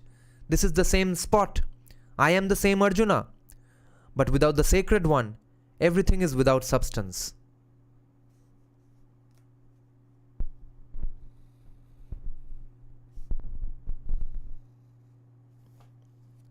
It is certain that my nature as Arjuna and Bhima's nature as Bhima were determined by him. Without him, I have been defeated by Abhiras. How can it be otherwise? Having said this, Jishnu went to the excellent city of Indraprastha and instated Vajra, the descendant of the Yadava lineage, as the king there. Parikshit was the king in Hastinapura. After this, he met Vyasa, who was residing in a forest. Having met the immensely fortunate one, he humbly greeted him. As he bent down at his feet, he, meaning Vyasa, scrutinized him closely and asked, O Partha, why is there a shadow on you? Have you followed some dust created by goats? Have you killed a Brahmana? Are you miserable because your desire for victory has been shattered? What deviation has led to this present shadow? Were your offspring refused when they asked for something? Have you got attached to a woman one should not have intercourse with? Is that the reason you have lost your radiance? Have you eaten sweets alone without having given to Brahmanas first? O Arjuna, Did you take away wealth from someone who was distressed? Has the ray of the sun or the force of the wind touched you? Have you been struck by evil glances? How else can you be deprived of your prosperity? Have you touched water with nails in it? Have you been sprinkled by water from a pot? Why is there this great shadow on you? In a battle, have you been defeated by a person who is inferior? Okay, now 2 footnotes were given which I need to mention. Vyasa is repeating the account to the sages. Therefore, when describing his conversation with Arjuna, he refers to himself in the third person, because Vyasa is describing this, narrating this story in the first place. Okay, second footnote is that have you been sprinkled by water from a pot? There are injunctions on water that can be used for bathing. It should not be from a pot, and it should not be water in which there are parings of clipped nails. Vyasa continued. Arjuna sighed and said, O illustrious one, listen. Okay, so this is Vyasa narrating that Arjuna sighed and said, O illustrious one, listen. Then again Vyasa continues that, O Brahmanas, he told him about how he had been defeated. Arjuna said, he was our strength, he was our energy, he was our valor, he was our prowess, he was our prosperity and our shade. Hari has forsaken us and has departed. O sage, though we were inferior, in his greatness he smiled at us before he spoke. With him gone, we are deprived and are like pillars. Purushottama was the essence behind my weapons, arrows and Gandiva. He has now given up his body and has left. It was because Govinda looked on us that our prosperity, victory, wealth and improvement resulted. But that illustrious one has abandoned us and has left. Bhishma, Drona, the king of Anga, meaning Karna, Drona and others were consumed because of his powers. But that Krishna has now left the earth. It seems to me that the earth is like a lady who has lost her youth, her beauty and her radiance. O Father, the word used is Tata. O Father, as a result of being separated from the wielder of the chakra, I am not the only one who is suffering. Because of his powers, Bhishma and the others were like moths before a fire. Without Krishna, I have now been defeated by cowherds. It is because of his powers that Gandiva was famous in the 3 worlds. Without him, I have been chastised by Abhiras wielding sticks.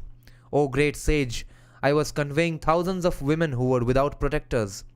But bandits, using sticks as weapons, have taken them away. Using sticks as weapons, Abhiras have subjugated my strength and have taken away all of Krishna's excellent riches, brought by me. It shouldn't be surprising that I am faded. It is extraordinary that I am still alive. O grandfather, I am without shame. My limbs have been smeared by the mud of being dishonored by those who are inferior. End quote. Now Vyasa continues, O supreme Brahmanas, he was miserable and distressed. Hearing him, I addressed the great-souled Pandava in these words. O Partha, enough of being ashamed. You should not grieve. Know that for all creatures, the working of time is like this. O Pandava, time is responsible for creatures existing and not existing. O Arjuna, understanding that time is the root of everything, act so as to steady your mind. Rivers, oceans, mountains, the entire earth, gods, humans, animals, trees and reptiles have all been created by time. It is time that will again lead to their destruction. When you understand that everything is because of time, you will obtain peace. O Dhananjaya, Krishna's greatness is exactly as you have described it. He assumed an avatara to reduce the earth's burden. In earlier times, suffering from the burden, the earth went to the gods. Janardana, who can assume any form at will, incarnated himself for that purpose. That task has been accomplished. All the kings have been killed. The entire lineage of Vrishnis and Andhakas has been destroyed. O Arjuna, no other task was left for him on the surface of the earth. Having accomplished what was needed to be done, as he willed, the illustrious one has departed. The God of the gods originates creation. He is the one who sustains preservation. He is also capable of destroying, as he has done now. O Partha, therefore, You should not lament at your being vanquished. When the time is right, men will exhibit their valor. You could single-handedly kill Bhishma, Drona and the kings. O Arjuna, did their defeat not have a cause in time? Their defeat was because of the powers of Vishnu. That is also the truth about your defeat by bandits. He is origin and destruction. The divinity, the Lord of the universe, enters other bodies. Established there in the end, he is the one who brings about the destruction of all beings. O Kaunteya, at the time of your origin, Janardana was on your aid. At the time of your end, Keshava glanced favorably towards your adversaries. Who would have believed that you would kill all the Kauravas, including Gangeya? Gangeya is Ganga's son Bhishma. Who would have believed that you would be defeated by Abhiraz? O Partha, amongst beings, all this occurs because of Hari's pastimes. In the battle, this is what caused the Kauravas and others to be defeated by you. Though you protected the women, this is what led to their being abducted by bandits. O Arjuna, I will tell you exactly what happened once. O Partha, in ancient times, the Brahman Ashtavakra remained submerged in water for many years, praising the eternal Lord. When large numbers of Asuras were defeated, there was a great festival on the slopes of Meru. Hundreds and thousands of celestial women, Rambha, Tilottama, and others, were going there and saw the sage immersed in the water up to his neck. There was the weight of the matted hair on his hand. O Pandava, they praised and worshipped the great souled one. As he was engaged in uttering the stotras, they humbly prostrated themselves before him. O best among Kauravas, all of them praised the best among Brahmanas. When they praised him, he was pleased with them. Ashtavakra said, O immensely fortunate ones, I am pleased with you. I will grant you everything that you wish for, even if it is very difficult to obtain. Rambha, Tilottama and other divine Apsaras replied. The Apsaras said, O Brahmana, if you are pleased, grant us what we do not possess now. Others said, O Brahmana, O illustrious one, O Indra among Brahmanas, if you are pleased, we wish to obtain Purushottama as a husband. From inside the water, the sage replied that it would indeed be that way. As he arose from the water, they saw his disfigured form, crooked in 8 parts. Ashtavakra was born crooked. Vakra and meanings crooked, and 8 means Ashta. So 8 parts of his body. Ashtavakra. On seeing him, some concealed their smiles, but others laughed out loud. O descendant of the Kuru lineage, enraged, the sage cursed them. Ashtavakra said, You laughed at me and showed me disrespect because of my form. Because of what you have done, I will curse you. Because of my favors, you will obtain Purushottama as your husband. However, all of you will suffer because of my curse. You will fall into the hands of bandits. When they heard what the sage had said, they placated him, and he said, You will again return to the world of the gods. Thus, because of Ashtavakra, those excellent women obtained Keshava as a husband, and because of the sage's curse, they fell into the hands of bandits. O Pandava, you should not have the slightest bit of grief on this account. Everything is taken away by the one who is the Lord of everything, Apavarga Pradaya. Your imminent destruction has also been decided by him. That is the reason your strength, energy, valor, and greatness have been taken away. For those who are born, death is inevitable. Every fall leads to a rise. Union ends in separation. Any accumulation is destroyed. Understanding this, the learned do not grieve, nor are they delighted. There are others, like the learned, who seek to learn from these events. O best among men, knowing this, along with your brothers, give up the entire kingdom. Go and perform austerities in the forest. Go and tell Dharmaraja these words of mine. O brave one, day after tomorrow, along with your brothers, obtain the intended destination. Thus addressed, Arjuna went and told Partha and the twins everything that he had seen and everything that he had been told. Here, Partha means Yudhishthira. The text has the word Partha in the singular. It should be in the dual so as to include Bhima too. All of them heard Vyasa's words as narrated by Arjuna. Handing over the kingdom to Parikshit, The sons of Pandu went to the forest. O best among sages, I have thus told you in detail how Vasudeva was born in the Yadu lineage and about everything that he did. Wow. This was pretty awesome. Next subchapter is called Vishnu's manifestation, but let's discuss a bit of the comment section now for a while. This was pretty deep. I got transported to a different world. This is pure Hindu wisdom for any atheists, Marxists, commies who hate the idea of gods. Okay, even then, this is why you should read these things. Panchanada, Punjab. Ab is the Persian for area between two rivers, I see. Doab then means the area between two rivers, I guess. And Punjab means the area between 5 rivers. Doab.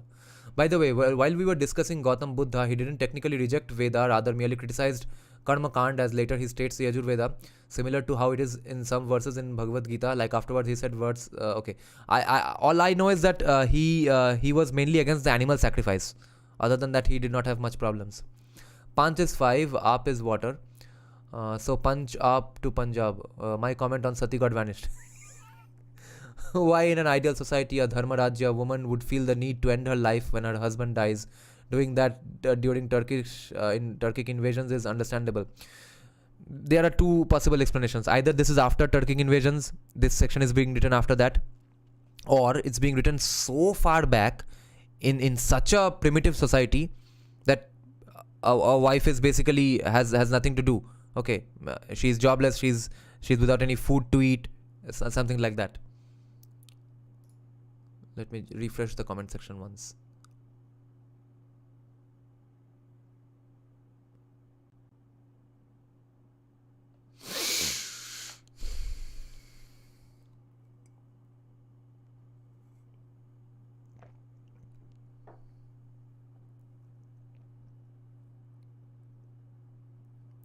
Okay, so the other thing I wanted to discuss, but I forgot to mention it, since now there are about 12 viewers even now, so it would be a great time to start it.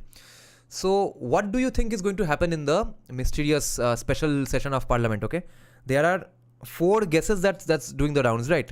One is they will probably bring UCC. Second is they will probably bring the women's reservation bill. Third is they will probably do that one nation, one election thing. And fourth is jo aaj hua, they will probably name India as Bharat. What do you think is going to happen? Or it might be some of these 4 things, or it may be all 4 of these things, or maybe none of these things. Let's see. So I agree with 3 out of all 4 of these policies. Only thing I can't absolutely stand is women's reservation. If women really think that they are at par with men, लड़की हूँ लड़ सकती हूँ तो लड़ो भाई, reservation क्यों चाहिए? Reservation is never a great thing in under any circumstance. Okay, should I read Srila Prabhupada's Gita? Is it correct or only promotes non-violence kind of thing? People who have read other Gitas usually say that Srila Prabhupada's Gita is not an ideal translation. Most people I have heard say that the translation by Gita Press is the best Gita to read. Or they were Pativrata and avatars of Lakshmi ji as tradition and cannot be separated from Vishnu ji. And I'm also thinking that it's probably metaphor to a large extent, because first of all, a human doesn't really leave his body and go to heaven. So if that part is a metaphor itself, why shouldn't their wives doing sati pratha also be metaphor? So why would that condition arise in Yudhishthira's Dharma Rajya that she has to choose death? Maybe because that was that primitive a society, and it's being described as Dharma Rajya much later. At least maybe at least 500-800 years later.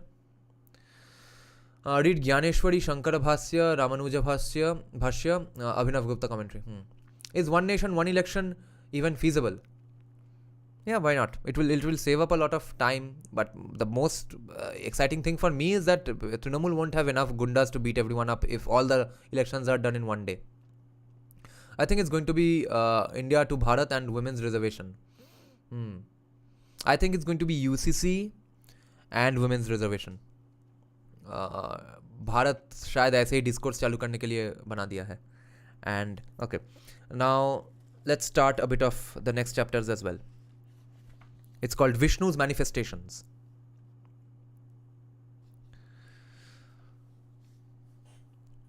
The sages said, "O best among sages, the manifestations of the divinity who is the god of the gods and of Rama on earth is extremely rare.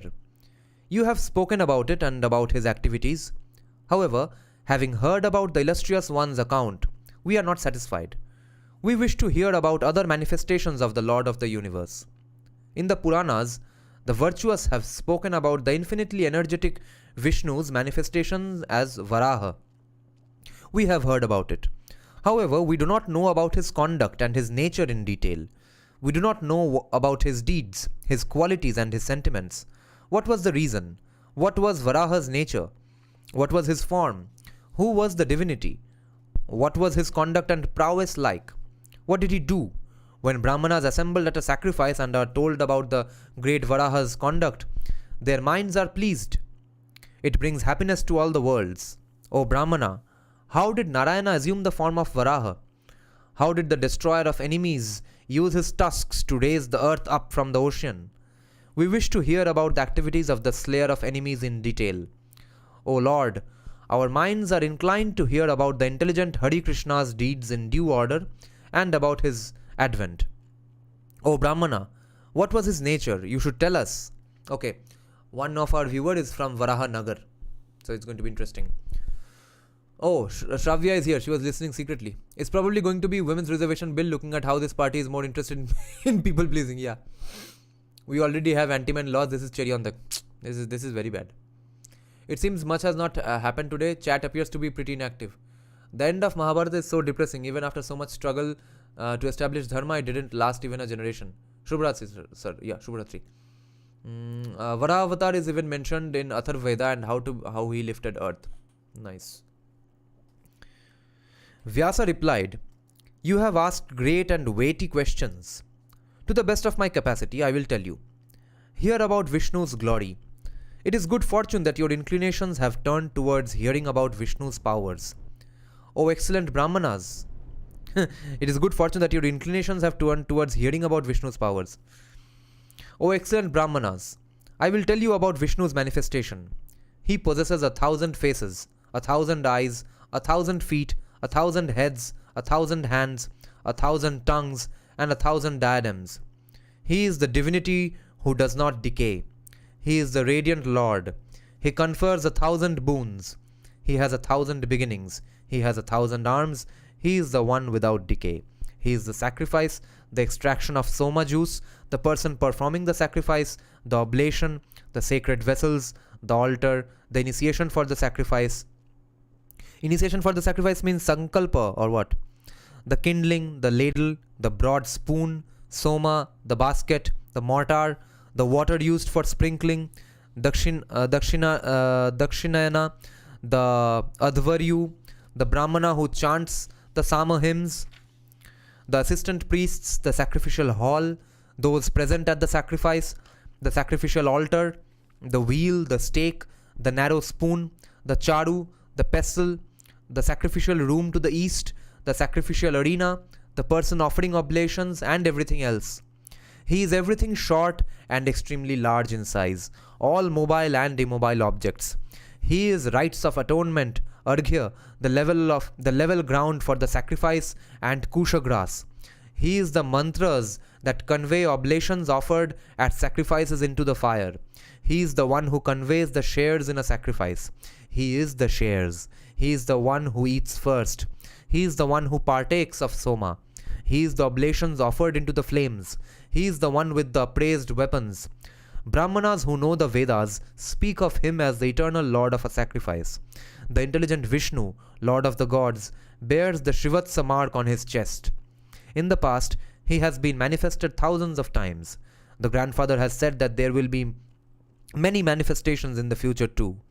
O immensely fortunate ones, you have asked me about a divine and sacred account about the former manifestations of Vishnu. This is an auspicious account and destroys all sins. O immensely fortunate ones, Listen with single-minded attention, O unblemished ones. In due order, I will describe what you have asked me about. This is about the greatness of Vasudeva and about the immensely intelligent one's conduct. This is about his powers, used for the welfare of the worlds of the gods and mortals. The valiant one, who is in the Atman of all beings, manifests himself several times. I will speak about the manifestations that have sacred and divine qualities. The God of the gods, the Lord of the universe, sleeps for 1000 yugas, that is 1000 Mahayugas. When those 1000 yugas are over, to accomplish certain tasks, he manifests himself. The ancient divinity blazes like the fire, flaming in his energy. In ancient times, he created Brahma, Kapila, Trayambaka, the gods who reside in heaven, the Saptarshis, the Nagas, the Apsaras, the immensely powerful Sanat Kumara, and the great-souled and illustrious Manu, the creator of all subjects. All mobile and immobile objects perished in the ocean. The gods, asuras, and men were destroyed. The uragas and rakshasas were destroyed. The invincible Madhu and Kaitabha manifested themselves and wished to fight. After having bestowed innumerable boons on them, the illustrious one killed them. In ancient times, the one with the lotus in his navel slept in the waters of the ocean. The gods and the large number of rishis were born inside the lotus. This manifestation of the Lord of the universe is named Poshkaraka, derived from Pushkara, lotus. In the Puranas, this is spoken about in connection with divine learning. In the manifestation known as Shrutimukha, the great-souled one appeared in the form of a Varaha. In this, Vishnu, the best among the gods, assumed the form of a Varaha. In a footnote, the text mentions some additional shlokas here. Since these aren't included in the text, we haven't translated them. These shlokas describe the Varaha's form. The Vedas or Shruti were his face, Mukha, explaining the name Shrutimukha. The earth with its mountains, forests and groves, right up to the frontiers of the ocean, was destroyed and submerged in a single ocean of water. The Lord entered the single ocean of water. For the welfare of the worlds, he raised up the earth from the ocean on his tusks. The one with 1000 heads, the original creator of the worlds, established the earth again. In this way, describing the welfare of beings, he assumed the form of Yagyavaraha. In ancient times, he raised the goddess earth up from the waters of the ocean. O Brahmanas, I have spoken to you about Varaha. Next comes Narasimha. In this form of Indra among the deer, he killed Hiranyakashipu. O Brahmanas, in ancient times, in Krita Yuga, this enemy of the gods was insolent because of his strength. This original ancestor of the Daityas performed extremely great austerity for 10,000 years. He fasted and performed japa for another 1000 years. For another 500 years, he observed a vow of silence. Brahma was pleased at his tranquility, self-control, brahmacharya, austerity, and niyama. On a radiant vimana, yoked to swans and with the complexion of the sun, Swayambhu himself appeared before him.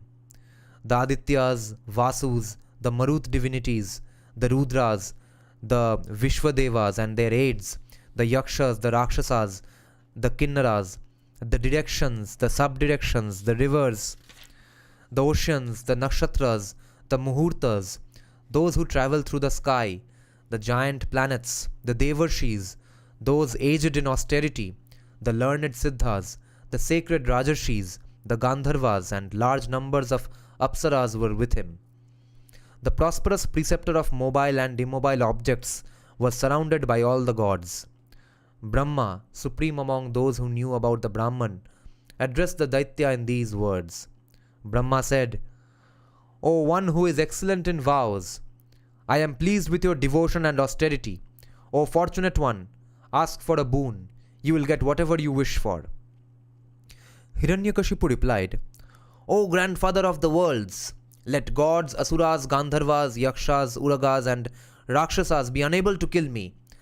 Let angry rishis or those who are full of austerity be unable to kill me with their curses. This is the first boon that I choose. May shastras, astras, mountains, trees, anything that is dry, anything that is wet, anything that is above, and anything that is below be unable to kill me.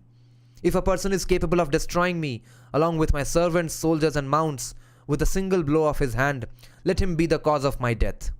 May I be the following. I will be the sun god and the moon god.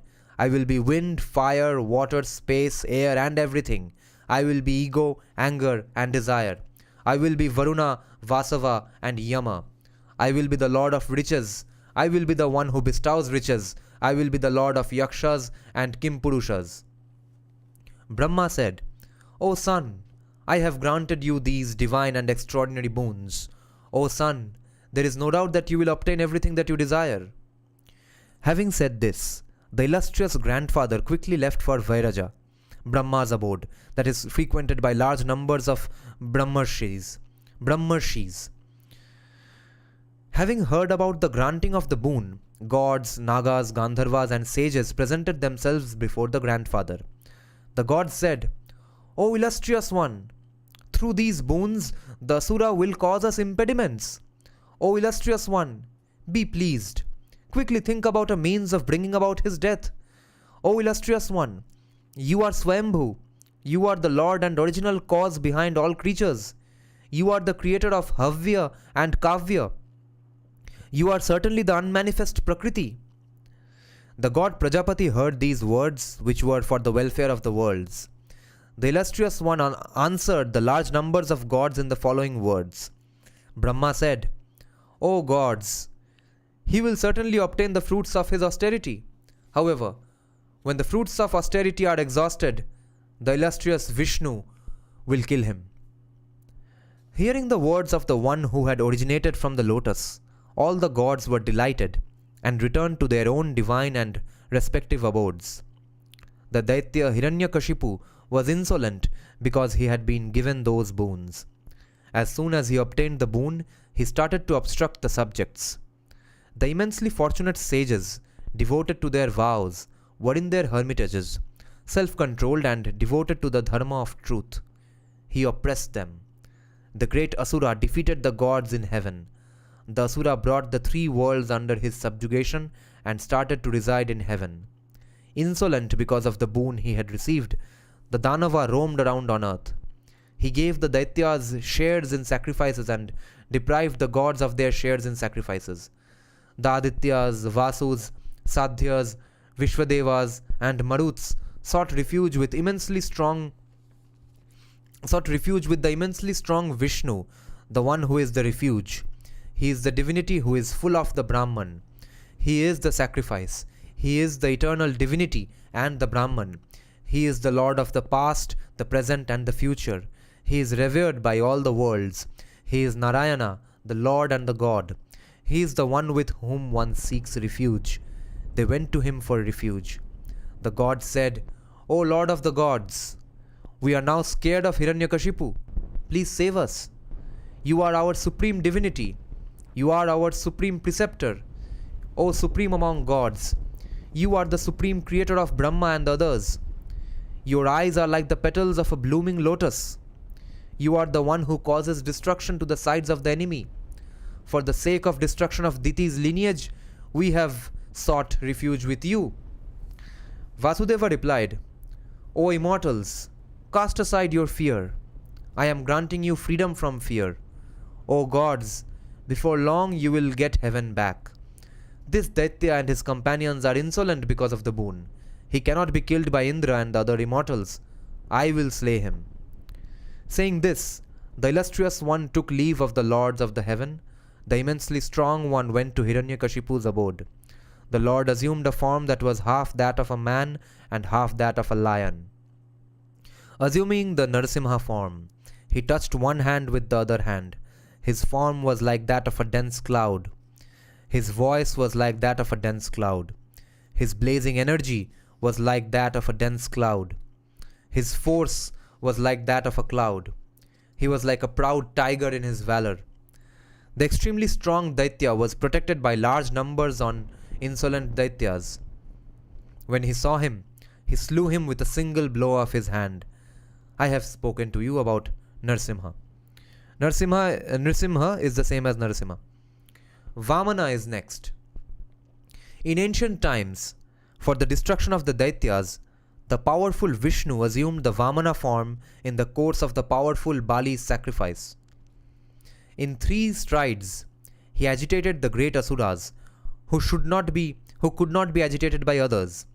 There were Viprachitti, Shiva, Shanku, Ayashanku, Ayashira, Ashvashira, the valiant Hayagriva, Vegavan, Ketuman, Ugra, the great Asura, Ugravyagra, Pushkara, Pushkala, Ashvapati, Prahlada, Kumbha, Samrada, Gamanyapriya, Anuradha, Harihaya, Varaha, Samhara, Anuja, Sharabha, Shalabha, Kupatha, Krodhana, Kratha, Brihatkirti, Mahajiva, Shankukarna, Mahaswana, Diptajiva, Arkanayana, Mrigapada, Mrigapriya, Vayu, Garishtha, Namuchi, Shambara, the great Vikshara, Chandrahanta, Krodhahanta,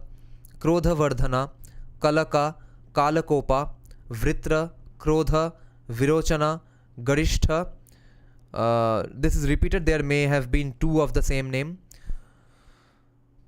Garishtha, Varishtha, Pralamba, Naraka, Indrapatana, Vatapi, Ketuman, who was proud of his strength, Asiloma, Puloma, Vashkala, Pramada, Mada, Swamishra, Kalavadana, Karala, Keshi, Ekaksha, Chandrama, Rahu, Samrada, Sambara and Swana.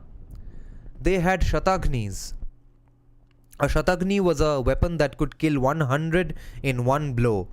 It could have been a type of catapult. They had Shatagnis and chakras in their hands. They had clubs in their hands. Others used machines drawn by horses. Others used javelins as weapons. Some held spears and mortars in their hands. Others wielded battle axes. Some had nooses and clubs in their hands. There were bludgeons in the hands of others. Some Danavas used giant boulders as weapons. Others had spears in their hands. Those immensely strong ones who came from many regions used many kinds of terrible weapons. Some had faces like tortoises and cocks. Others had faces like hares and owls. Some had faces like donkeys and camels. Others had faces like boars. Some had faces like cats and peacocks, and there were others with extremely gigantic faces. Some had cruel faces like crocodiles and sheep. Others had faces like cows, goats and buffaloes. Some had faces like lizards and porcupines. Other Danavas had faces like jackals. Some had faces like rats and frogs. Others had terrible faces like wolves. Some had fierce faces like makaras. Other Danavas had faces like croncha birds. There were Danavas with faces like Garuda, mules and peacocks. Some had garments made out of the hides of gigantic elephants. Others had garments made out of black antelope skin. Some covered their bodies with barks of trees. Others were attired in blue garments. Some wore headdresses and diadems. Other asuras had earrings. Some had crowns. Others wore their hair long. Some extremely radiant ones had necks that were like conch shells. The Daityas were attired in many kinds of garments. They had many kinds of garlands and unguents. They gathered their own blazing and energetic weapons and one by one surrounded Rishikesha from every direction. The Lord crushed all the Daityas with his feet, hands and the palm of his hands. He assumed an extremely terrible form and swiftly traversed the earth.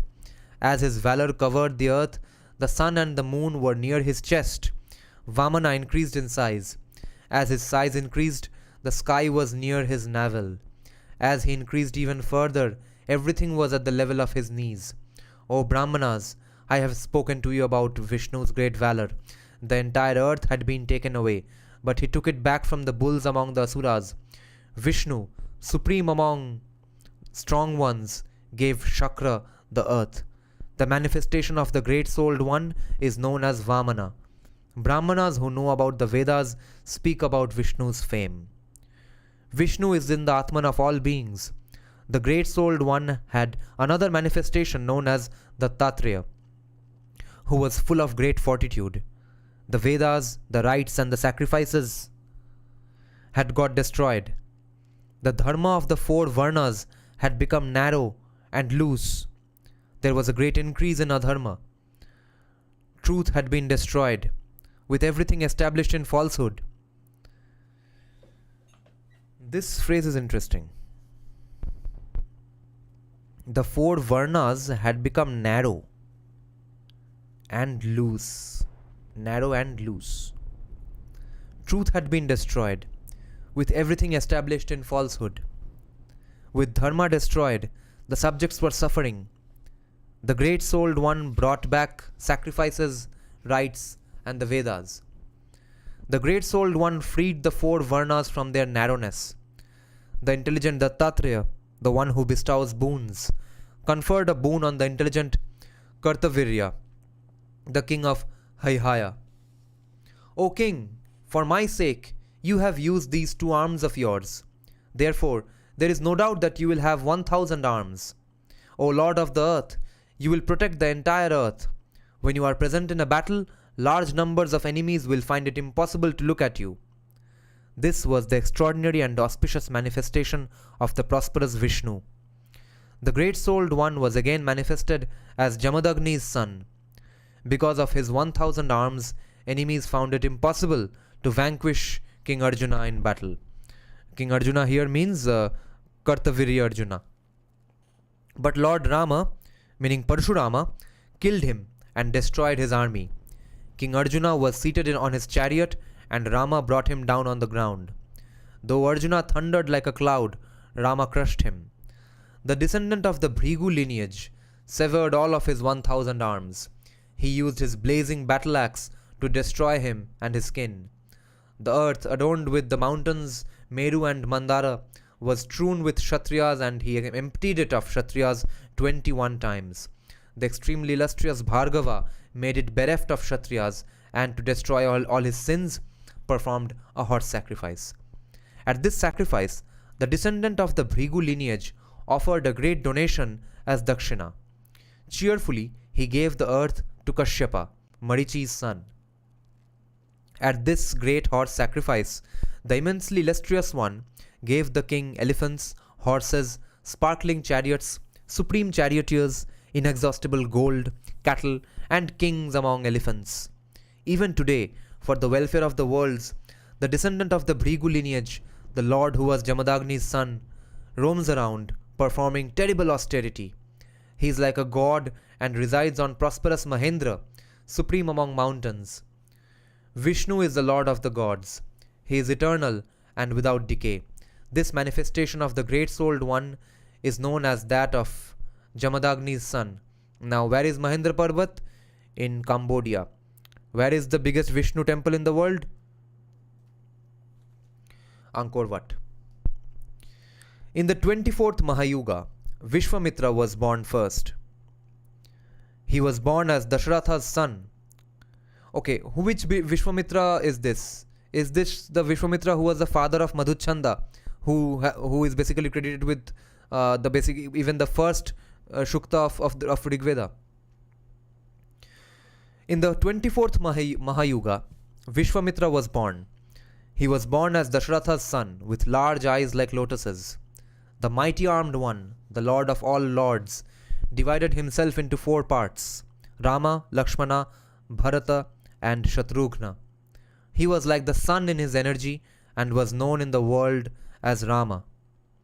The immensely illustrious one was born so as to please the worlds, chastise Rakshasas, and extend Dharma. It is said that the Indra among men was engaged in the welfare of all beings. The one who knew about every kind of Dharma resided in the forest for 14 years. Rama was engaged in the welfare of all beings, and Lakshmana followed him. In the forest, Raghava tormented himself in austerity for 14 years.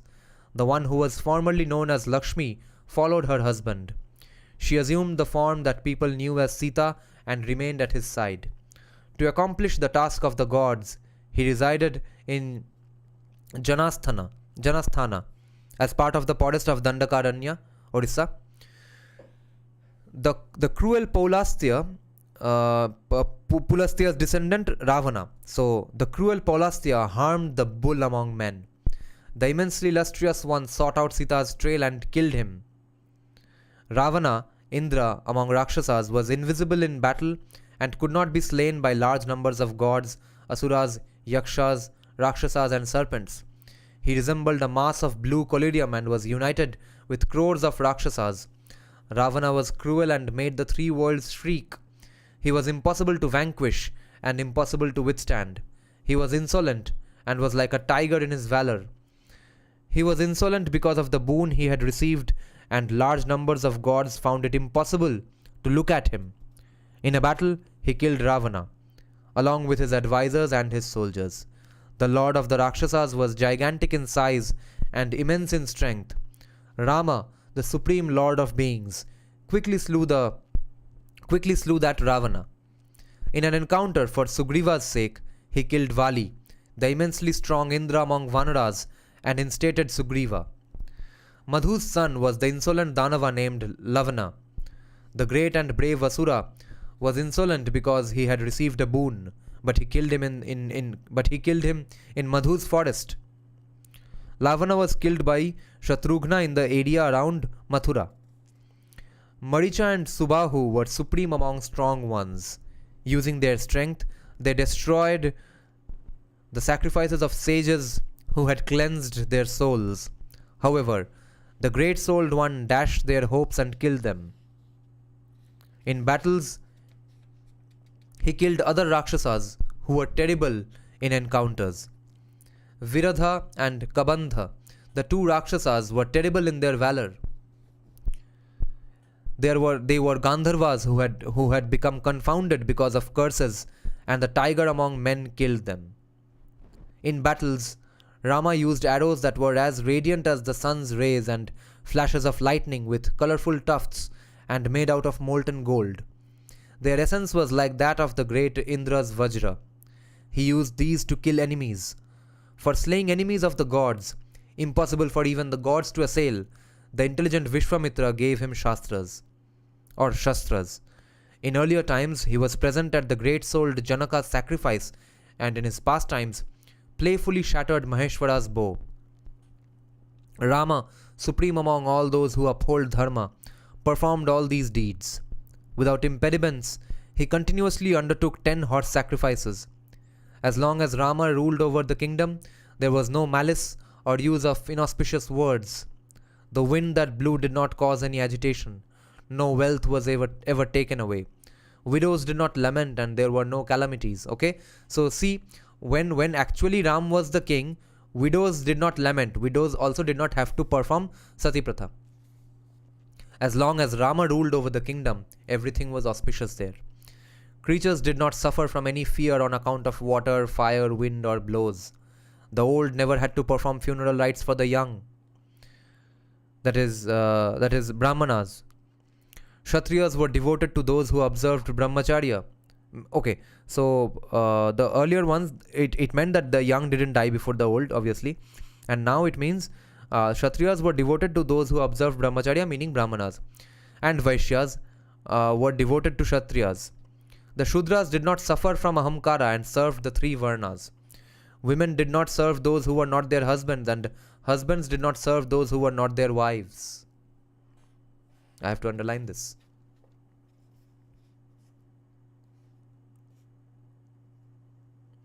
Women did not serve those who were not their husbands, and husbands did not serve those who were not their wives.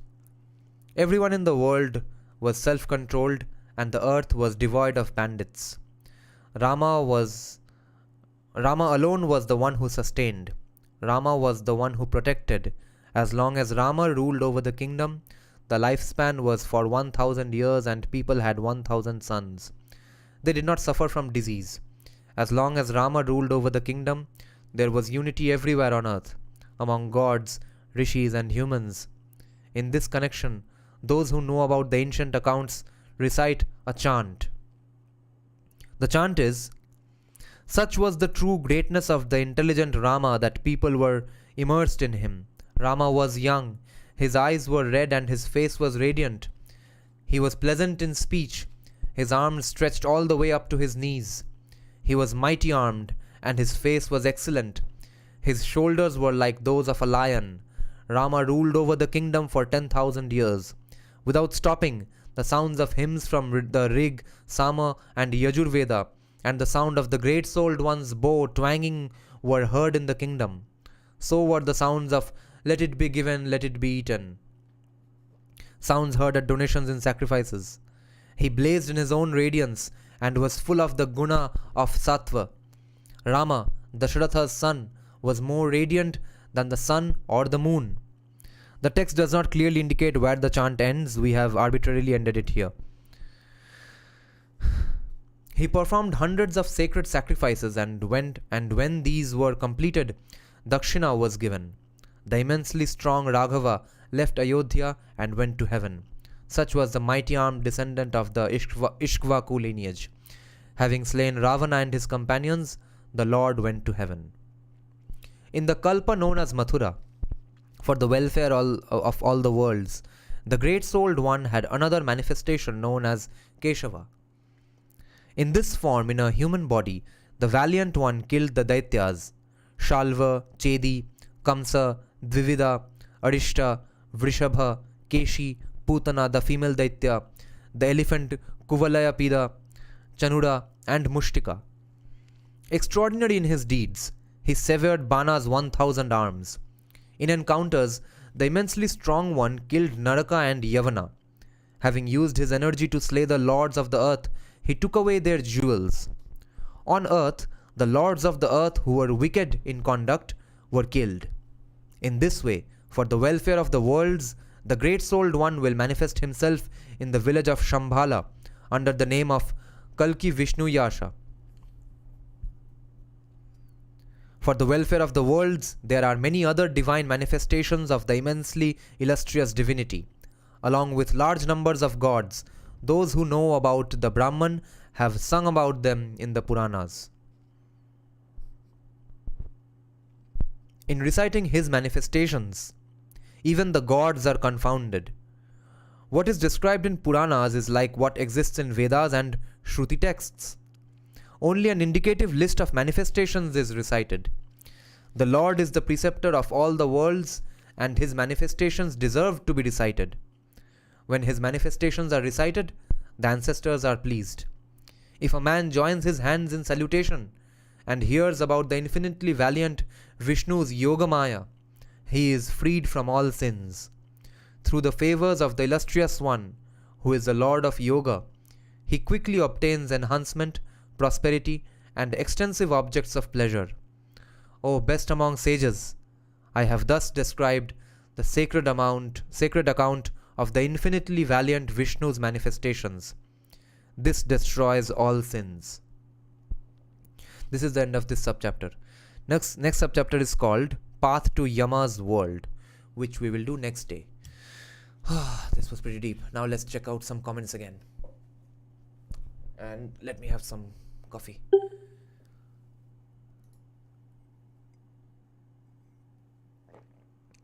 बाबा मुझे सोने दो please, रात को live stream miss करके FOMO हो जाता है. I want all the knowledge.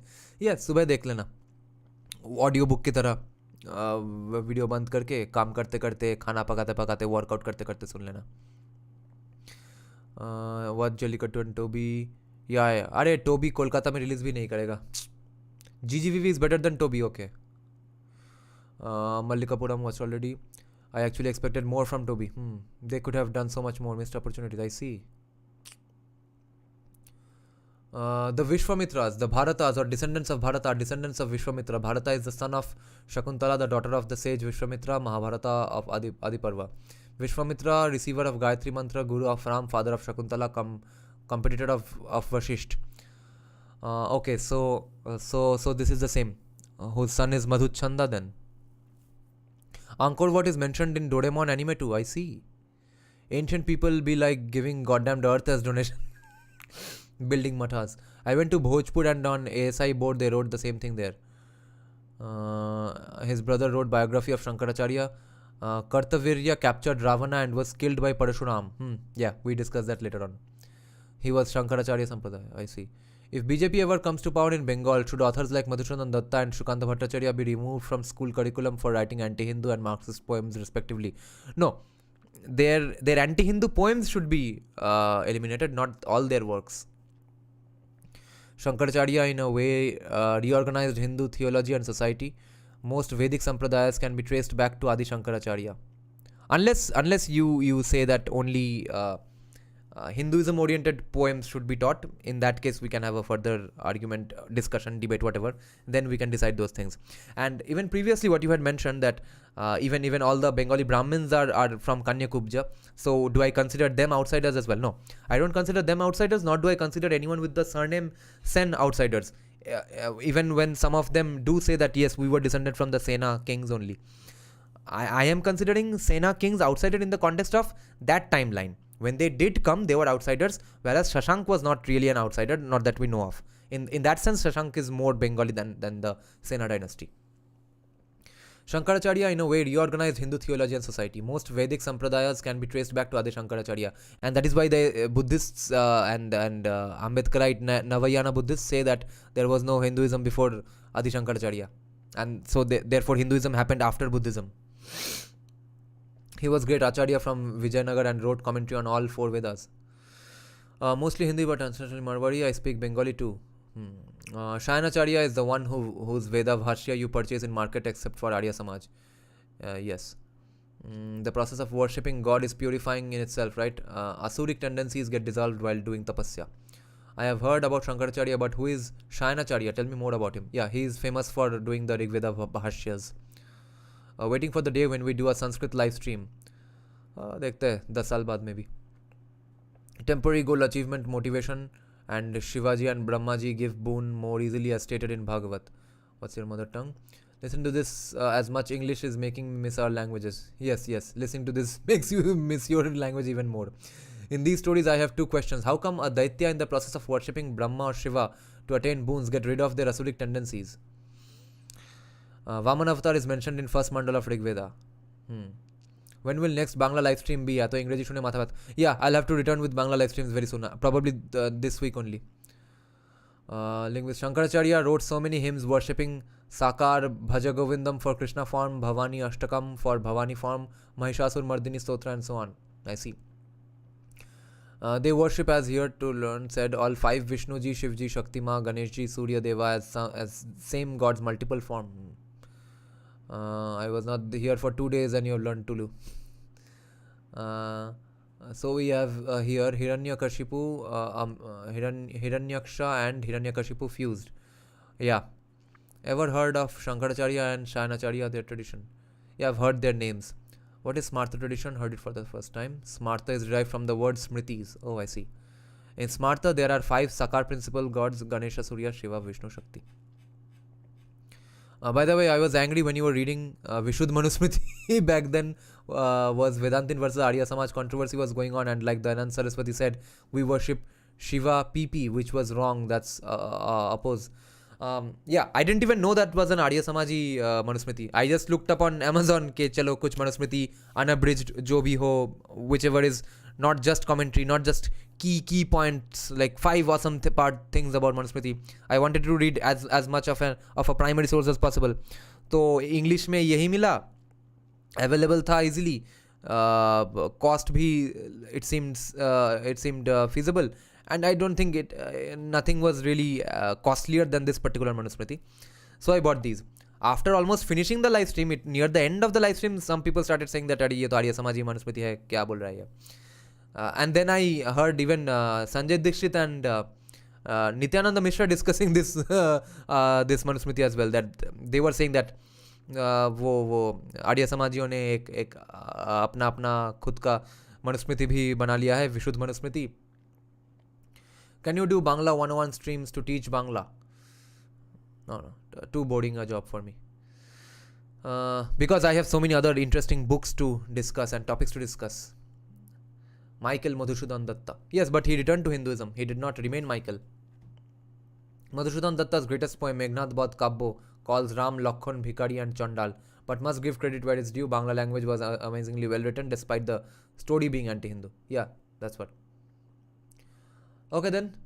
Thanks for joining the live stream, guys. Good night. I'm most probably coming live tomorrow as well. Good night then.